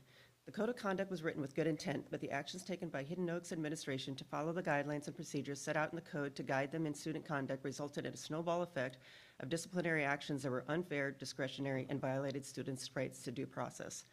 Students accused of misconduct should not be treated like criminals and kept in the dark while they are being removed from their classes, detained, their personal property taken from them, all without any notice to neither themselves nor their parents why such actions are being taken. Due process is in the Code of Conduct to prevent that, but yet it happened. Parents are then left with a biased and unfair appeals process. The first step is to appeal to the accuser. If the argument is being made that the one making the allegations of wrongdoing and setting forth a discipline didn't follow the rules, how many would ever admit that? Step one, wasted time while students are excluded from their education and being told they are the only ones who did wrong and didn't follow the Code of Conduct. Further on in the process, there's been comments that the actions by the students were planned. Where in the Code of Conduct or school board policy does it say that is a reason to uphold discipline, even in light of the due process being violated? This is not a first-degree murder trial. These are young teenagers who took it upon themselves to stand up for their Black and transgender peers for what they perceived as threats against those peers. Individuals involved in education should recognize that students this age are going through intense emotional development and may make wrong choices when faced with very real 21st century life situations. None of the students involved have said their actions were not wrong, but at what point does the line get crossed from such actions being called harassment to freedom of speech, especially when the students felt strongly about the perceived threats against their peers and friends?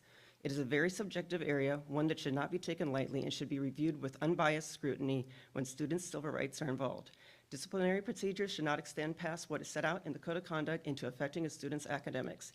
To the contrary, utmost care should be taken to ensure that students are able to continue their education without hindrance and prior work negated. We have experienced just the opposite has been done with the offered choice of further punishment by attending summer school, which would never have been a need had the appeals process corrected the wrongdoing by administration at the very beginning.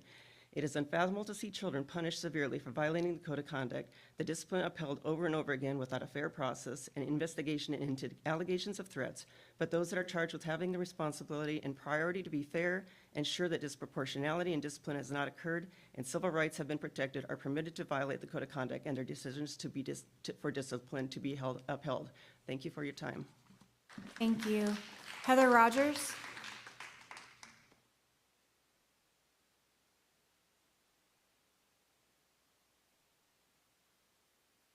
Good evening. I would like to alert our community to an article that was published on May 17th in the Sarasota Herald Tribune. The title is On the Prowl, Christian and Bridget Ziegler Text Show Couples Search for Sexual Partners by Stephen Walker. Due to the explicit nature of the article, it is not appropriate for a school board meeting. The article details the couple's predatory behavior. However, with more books being banned in our district, it is relevant to know who our school board members are and who they affiliate and align themselves with. I want to remind our community that Bridget Ziegler is a founder of Moms for Liberty, a group which has been labeled as an anti-government extremist group that engages in anti-student inclusion activities by the Southern Poverty Law Center, a group that one of our board members is still a member of and was the founder of the Martin County chapter. Bridget Ziegler was the VP of School Boards for Hillsdale College Affiliated Leadership Institute, until she was forced to resign, the same place where two of our board members took courses for their FSBA Association certification, the same place that the mission statement reads, the Leadership Institute's mission is to increase the number and effectiveness of conservative activists and leaders in public policy process. To accomplish this, the Institute identifies, recruits, trains, and places conservatives in government, politics, and the media. Next, I would like to learn if our tax dollars paid for these board members to be certified at this institute. This institute is highly biased, bigoted, and deeply embedded in Christian nationalism. Our students deserve board members that support and include all of our students. Finally, please stop giving into the adult temper tantrums from the #1 book banner. If parents are uncomfortable with a book, they can sign the form to make sure their student doesn't have access to all books. Entertaining these tantrums is a waste of time for district resources and money. I don't know how much more racist one person could be to attempt to ban the color purple. Perhaps the district's public relations team would like to reach out to Oprah Winfrey to get her thoughts on banning the color purple. We have already been featured on major news networks and Saturday Night Live for racist actions and book banning. Stop allowing one woman to micromanage the entire district. She is not a trained professional, and it's incredibly degrading to our media specialists and educators. Allowing this person to participate and call principals liars during open to the public is not necessary, and it would be refreshing to see board members and district staff correct someone that is publicly trashing administrators and teachers.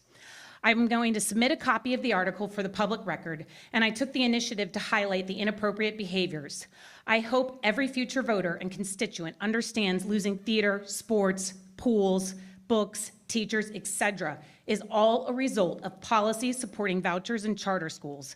Vote accordingly. Thank you. That concludes public comment, and now we will move on to our board member information share. Ms. Roberts, would you please share the information on the 2024 millage reauthorization?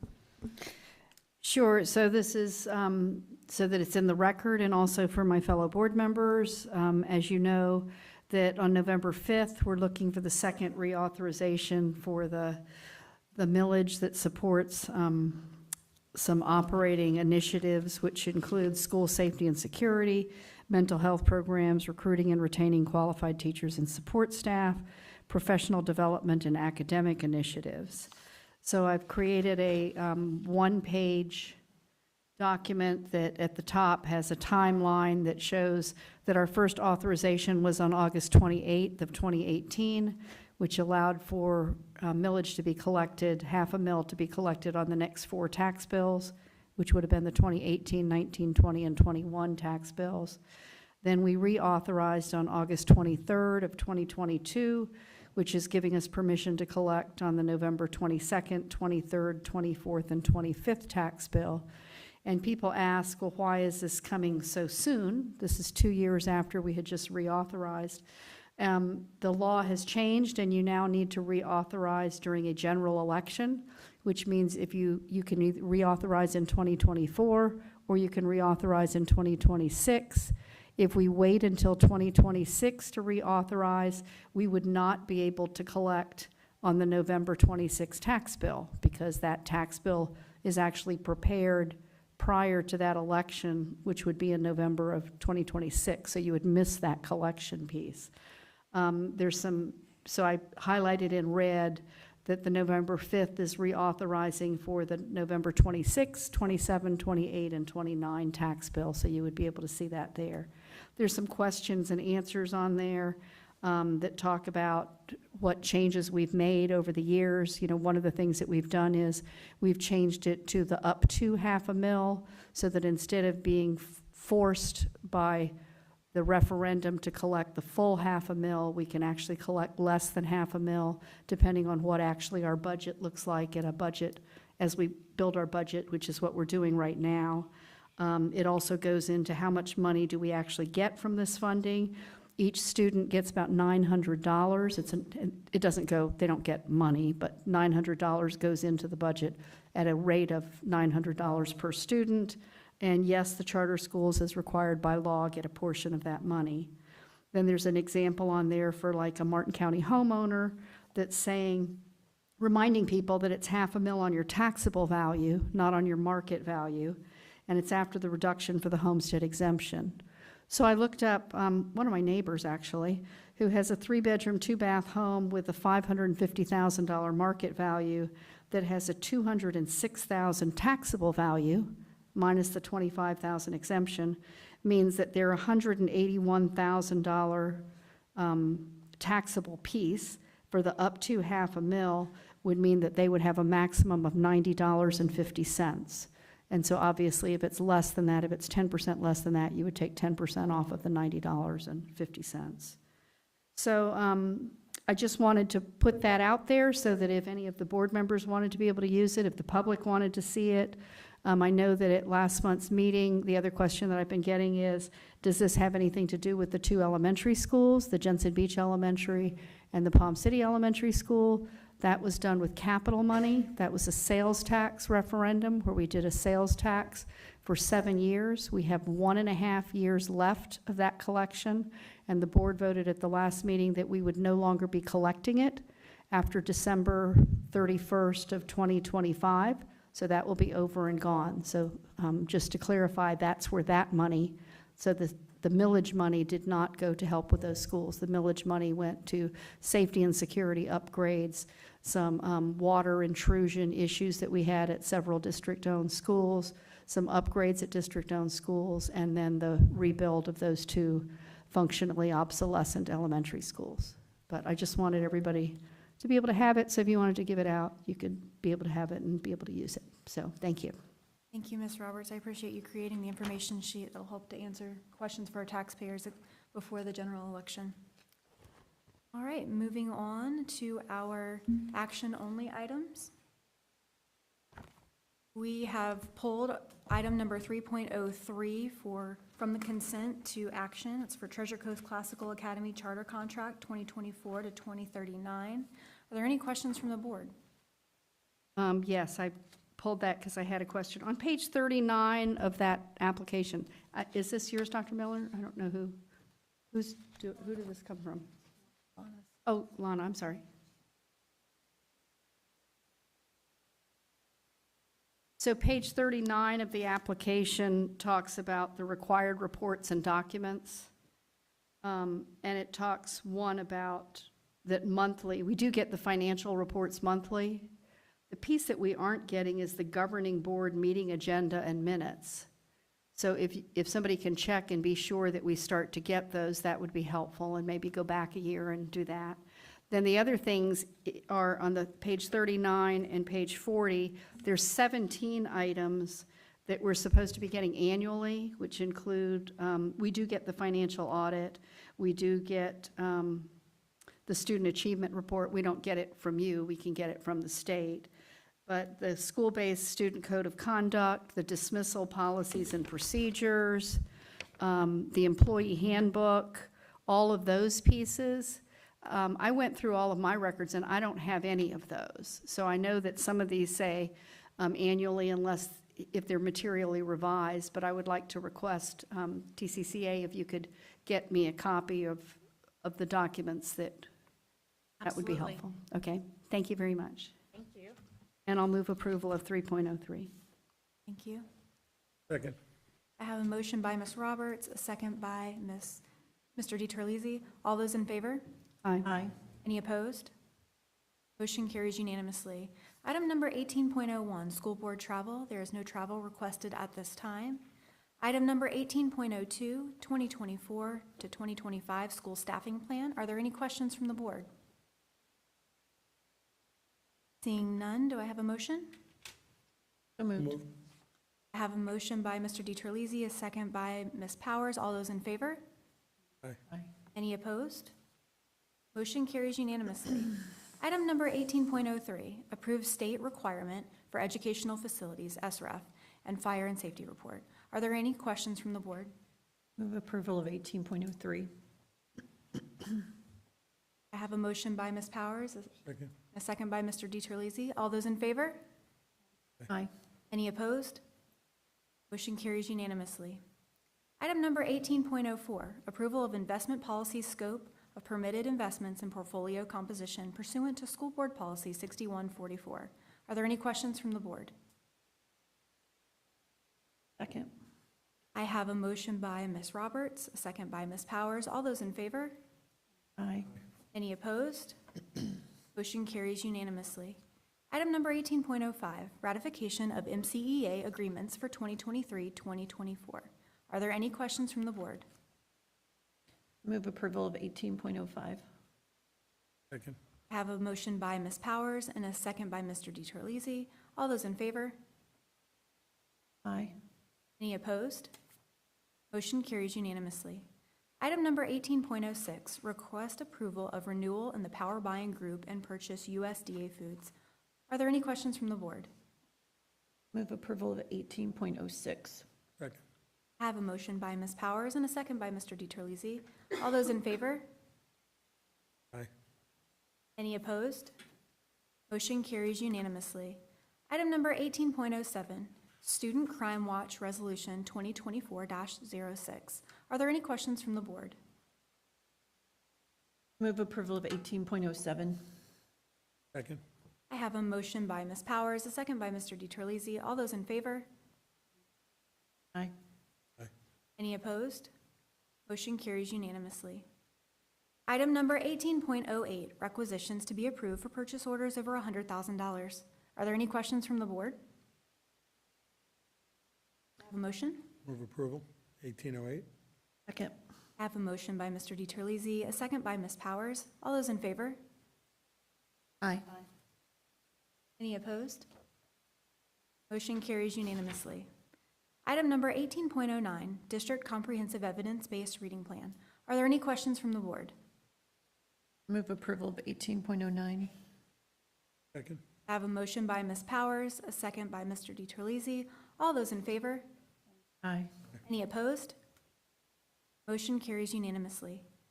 Item number 18.10, reconcile the GMP for the RFQ number 3004-0-2020 Palm City Elementary School Replacement School Project. Are there any questions from the board? Ms. Roberts? So I'd like to thank Finance and Mark, and I really do appreciate using that direct purchase method, which saved us the 4% on $8 million, which was a significant number, and that really is appreciated. Thank you, both. Move approval. Thank you. Second. I have a motion by Ms. Roberts, a second by Ms. Powers. All those in favor? Aye. Any opposed?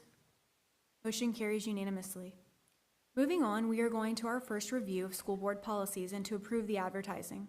Is there anyone from the public that would like to speak on any policy items number 19.01 through 19.20? Seeing none, we will proceed with our policy advertising approvals. Our first policy is item number 19.01, policy number 1030, Superintendent of Schools. Are there any questions from the board? I move approval of the advertising of 19.01. I have a motion by Ms. Powers, a second by Ms. Roberts. All those in favor? Aye. Any opposed? Motion carries unanimously. Item number 19.02, policy number 11, preference for veterans in employment. Are there any questions from the board? I move approval of the advertising of 19.02. Second. I have a motion by Ms. Powers, a second by Mr. DiTerlizzi. All those in favor? Aye. Aye. Any opposed? Motion carries unanimously. Item number 19.03, policy number 2252, digital classrooms, rescind. Are there any questions from the board? Second. I have a motion by Ms. Roberts, a second by Mr. DiTerlizzi. All those in favor? Any opposed? Motion carries unanimously. Item number 19.04, policy number 2260.01, section 504, ADA, prohibition against discrimination based on disability. Are there any questions from the board? Second. I have a motion by Ms. Powers and a second by Mr. DiTerlizzi. All those in favor? Aye. Any opposed? Motion carries unanimously. Item number 19.05, policy number 2431.03, concussions and head injuries. Are there any questions from the board? Move approval of 19.05. Second. I have a motion by Ms. Powers and a second by Mr. DiTerlizzi. All those in favor? Aye. Any opposed? Motion carries unanimously. Item number 19.06, policy number 2431.05, athletic injuries prevention and treatment program. Are there any questions from the board? Move approval of 19.06. I have a motion by Ms. Powers, a second by Ms. Roberts. All those in favor? Aye. Any opposed? Motion carries unanimously. Item number 19.07, policy number 5516, student hazing. Are there any questions from the board? Move approval of 19.07. Second. I have a motion by Ms. Powers, a second by Mr. DiTerlizzi. All those in favor? Aye. Any opposed? Motion carries unanimously. Item number 19.08, policy number 5540, the schools and investigations involving students.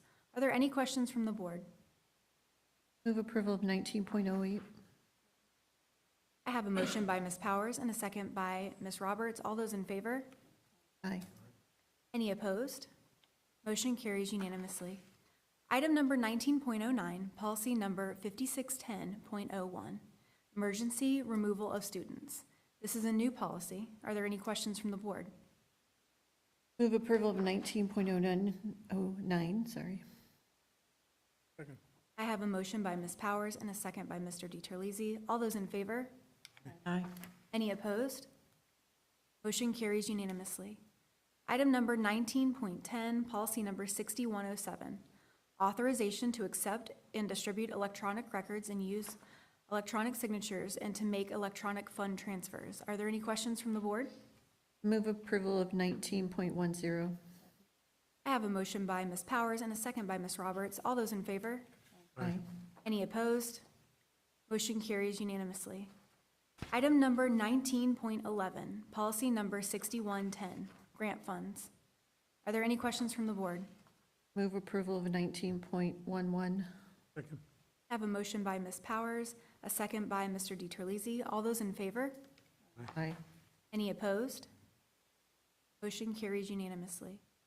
Item number 19.12, policy number 6530, reemployment assistance. Are there any questions from the board? Second. I have a motion by Ms. Roberts, a second by Ms. Powers. All those in favor? Any opposed? Motion carries unanimously. Item number 19.13, policy number 7310, disposition of surplus property. Are there any questions from the board? Move approval of 19.13. I have a motion by Ms. Powers and a second by Ms. Roberts. All those in favor? Aye. Aye. Any opposed? Motion carries unanimously. Item number 19.14, policy number 7320, acquisition, removal, disposal, sale, or exchange of major tangible property. Are there any questions from the board? Move approval of 19.14. Second. I have a motion by Ms. Powers, a second by Mr. DiTerlizzi. All those in favor? Aye. Aye. Any opposed? Motion carries unanimously. Item number 19.15, policy number 8340, letters of reference and disclosure of information regarding former or current employees. Are there any questions from the board? Move approval of 19.15. Second. I have a motion by Ms. Powers, a second by Mr. DiTerlizzi. All those in favor? Aye. Any opposed? Motion carries unanimously. Item number 19.16, policy number 8452, automated external defibrillators, AED. Are there any questions from the board? Move approval of 19.16. Second.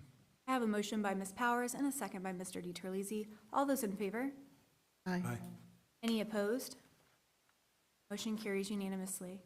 Item number 19.17, policy number 8625, ban on texting while driving. Are there any questions from the board? Move approval of 19.17. Second. I have a motion by Ms. Powers and a second by Mr. DiTerlizzi. All those in favor? Aye. Any opposed? Motion carries unanimously. Item number 19.18, policy number 8710, insurance, risk management, and claims settlement. Are there any questions from the board? Move approval. Second. I have a motion by Mr. DiTerlizzi and a second by Ms. Powers. All those in favor? Aye. Aye. Any opposed? Motion carries unanimously. Item number 19.19, policy number 9160.01, complaint procedures related to alleged discrimination regarding accessibility of district facilities. This is a new policy. Are there any questions from the board? No. Move approval. Second.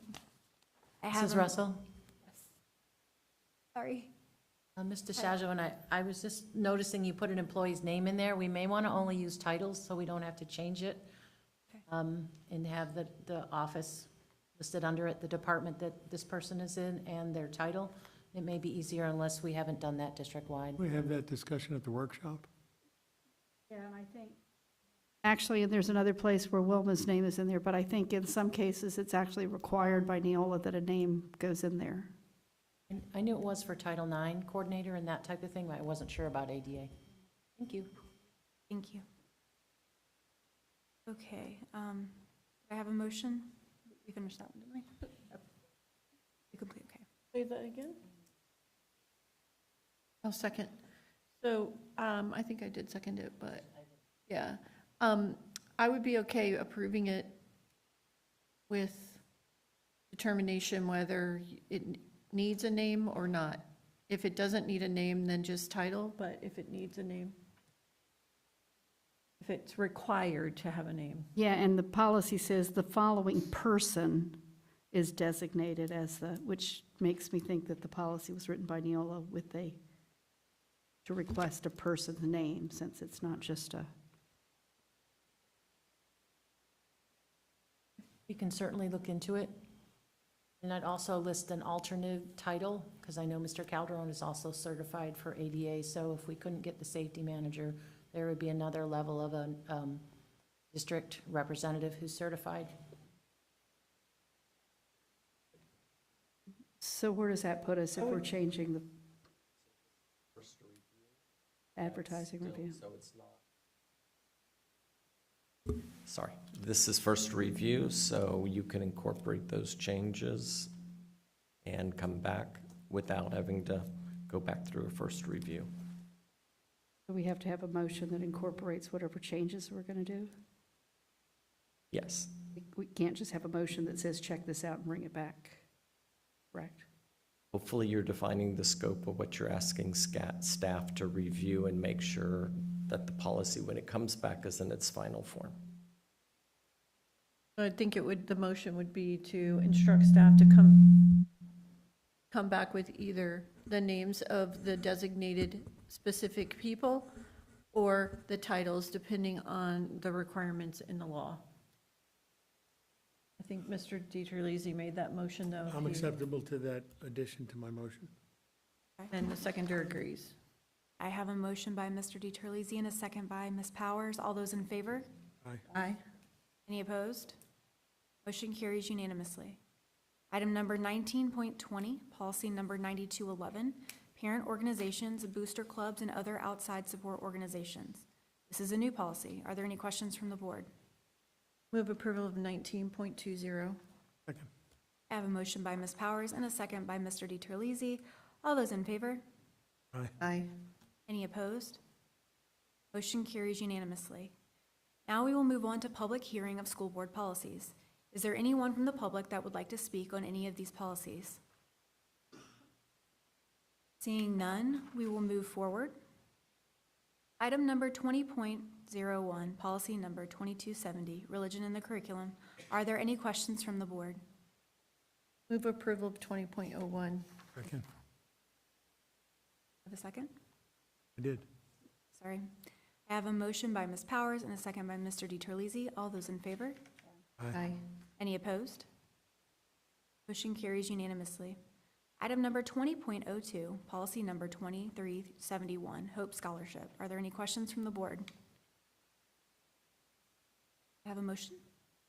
Move approval of 20.02. I have a motion by Ms. Powers, a second by Ms. Roberts. All those in favor? Aye. Any opposed? Motion carries unanimously. Item number 20.03, policy number 2455, dropout prevention and academic intervention programs. This is a new policy. Are there any questions from the board? Move approval of 20.03. I have a motion by Ms. Powers, a second by Ms. Roberts. All those in favor? Aye. Any opposed? Motion carries unanimously. Item number 20.04, policy number 2460, exceptional student education. Are there any questions from the board? Move approval of 20.04. I have a motion by Ms. Powers, a second by Ms. Roberts. All those in favor? Aye. Any opposed? Motion carries unanimously. Item number 20.05, policy number 2520, selection and adoption of instructional materials. Are there any questions from the board? Move approval of 20.05. Second. I have a motion by Ms. Powers and a second by Mr. DiTerlizzi. All those in favor?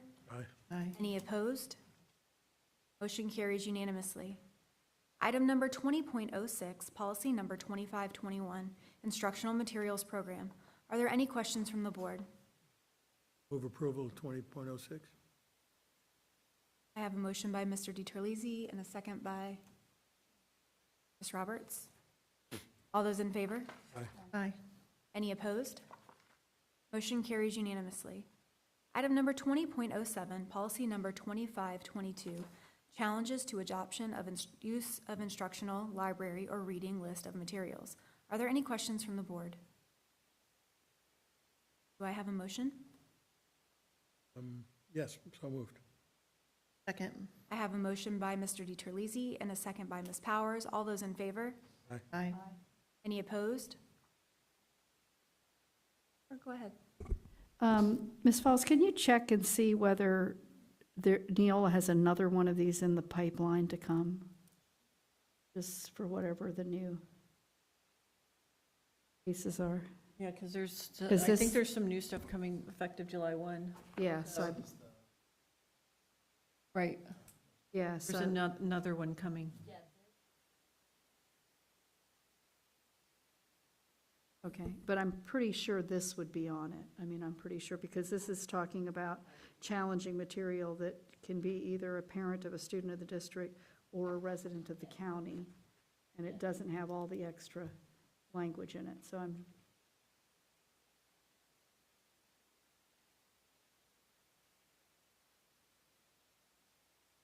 23.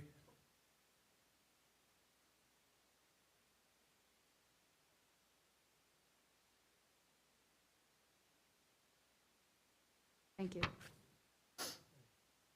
Okay. Item number 20.08, policy number 2623, student assessment. Are there any questions from the board? Move approval of 20.08. I have a motion by Ms. Powers and a second by Ms. Roberts. All those in favor? Aye. Any opposed? Motion carries unanimously. Item number 20.09, policy number 5420, reporting student progress. Are there any questions from the board? Move approval of 20.09. I have a motion by Mr. DiTerlizzi, a second by Ms. Powers. All those in favor? Aye. Aye. Any opposed? Motion carries unanimously. Item number 20.10, policy number 8420, emergency management, emergency preparedness, and emergency response agencies. Are there any questions from the board? Move approval of 20.10. I have a motion by Ms. Powers. Do I have a second? By Ms. Roberts. All those in favor? Aye. Any opposed? Motion carries unanimously. Item number 20.11, policy number 8600, transportation. Are there any questions from the board? Move approval of 20.11. I have a motion by Ms. Powers. Do I have Second. a second by Mr. DiTerlizzi. All those in favor? Aye. Any opposed? Motion carries unanimously. Next up is open to the board.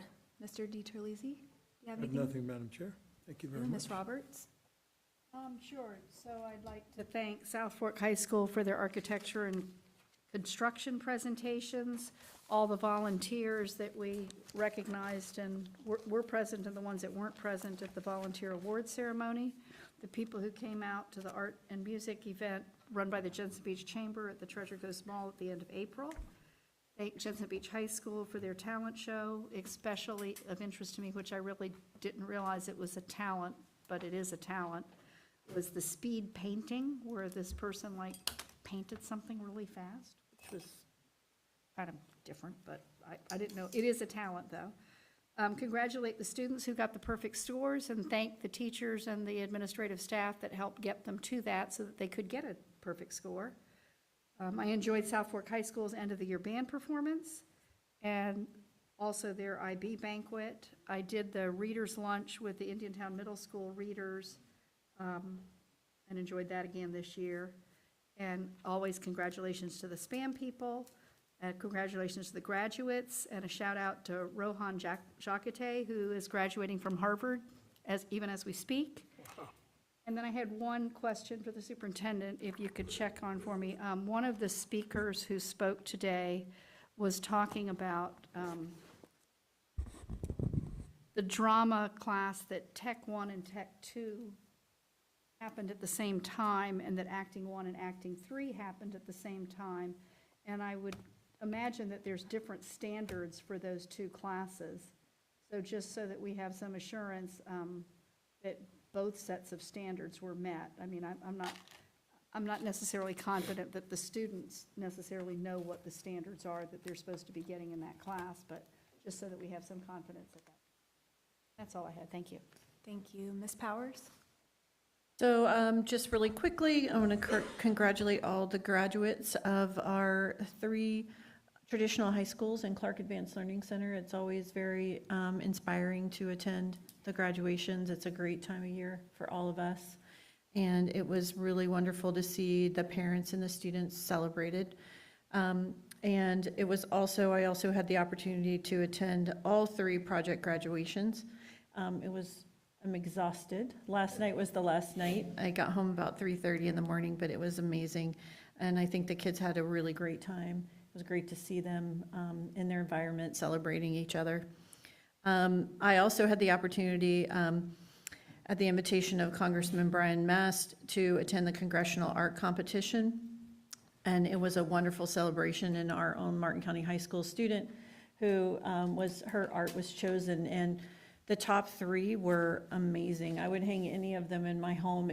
They were beautiful. Like, it was really amazing how talented they are. And the winner, she won a trip to Washington, D.C., and to view her art hanging in the United States Capitol. So she gets a trip for 2 to Washington, D.C. So that's really great. And the perfect score recognition is always a wonderful honor for not just our students, but for the hard work that all of our teachers do every day. And of course, SPAM, they're amazing. And I always look, it's really great to see so many young women getting into STEM. And I noticed it too at graduations. All of the young women that are graduating at the top of their class and going into a science program in college, it's really wonderful. And that's it for me. Superintendent Maine? Yes, thank you, Madam Chair. I just wanted to make sure that the public was aware that the board does not make the decision to eliminate programs at the school site level. Those decisions are made locally by the school principal based on the number of students that are registering and or interested in a class. While we look at individual allocations as a district team in reference to how many teachers we give a school based on the number of students that are enrolled in the classes that they're registered for, we take care of that on our end from an operational standpoint.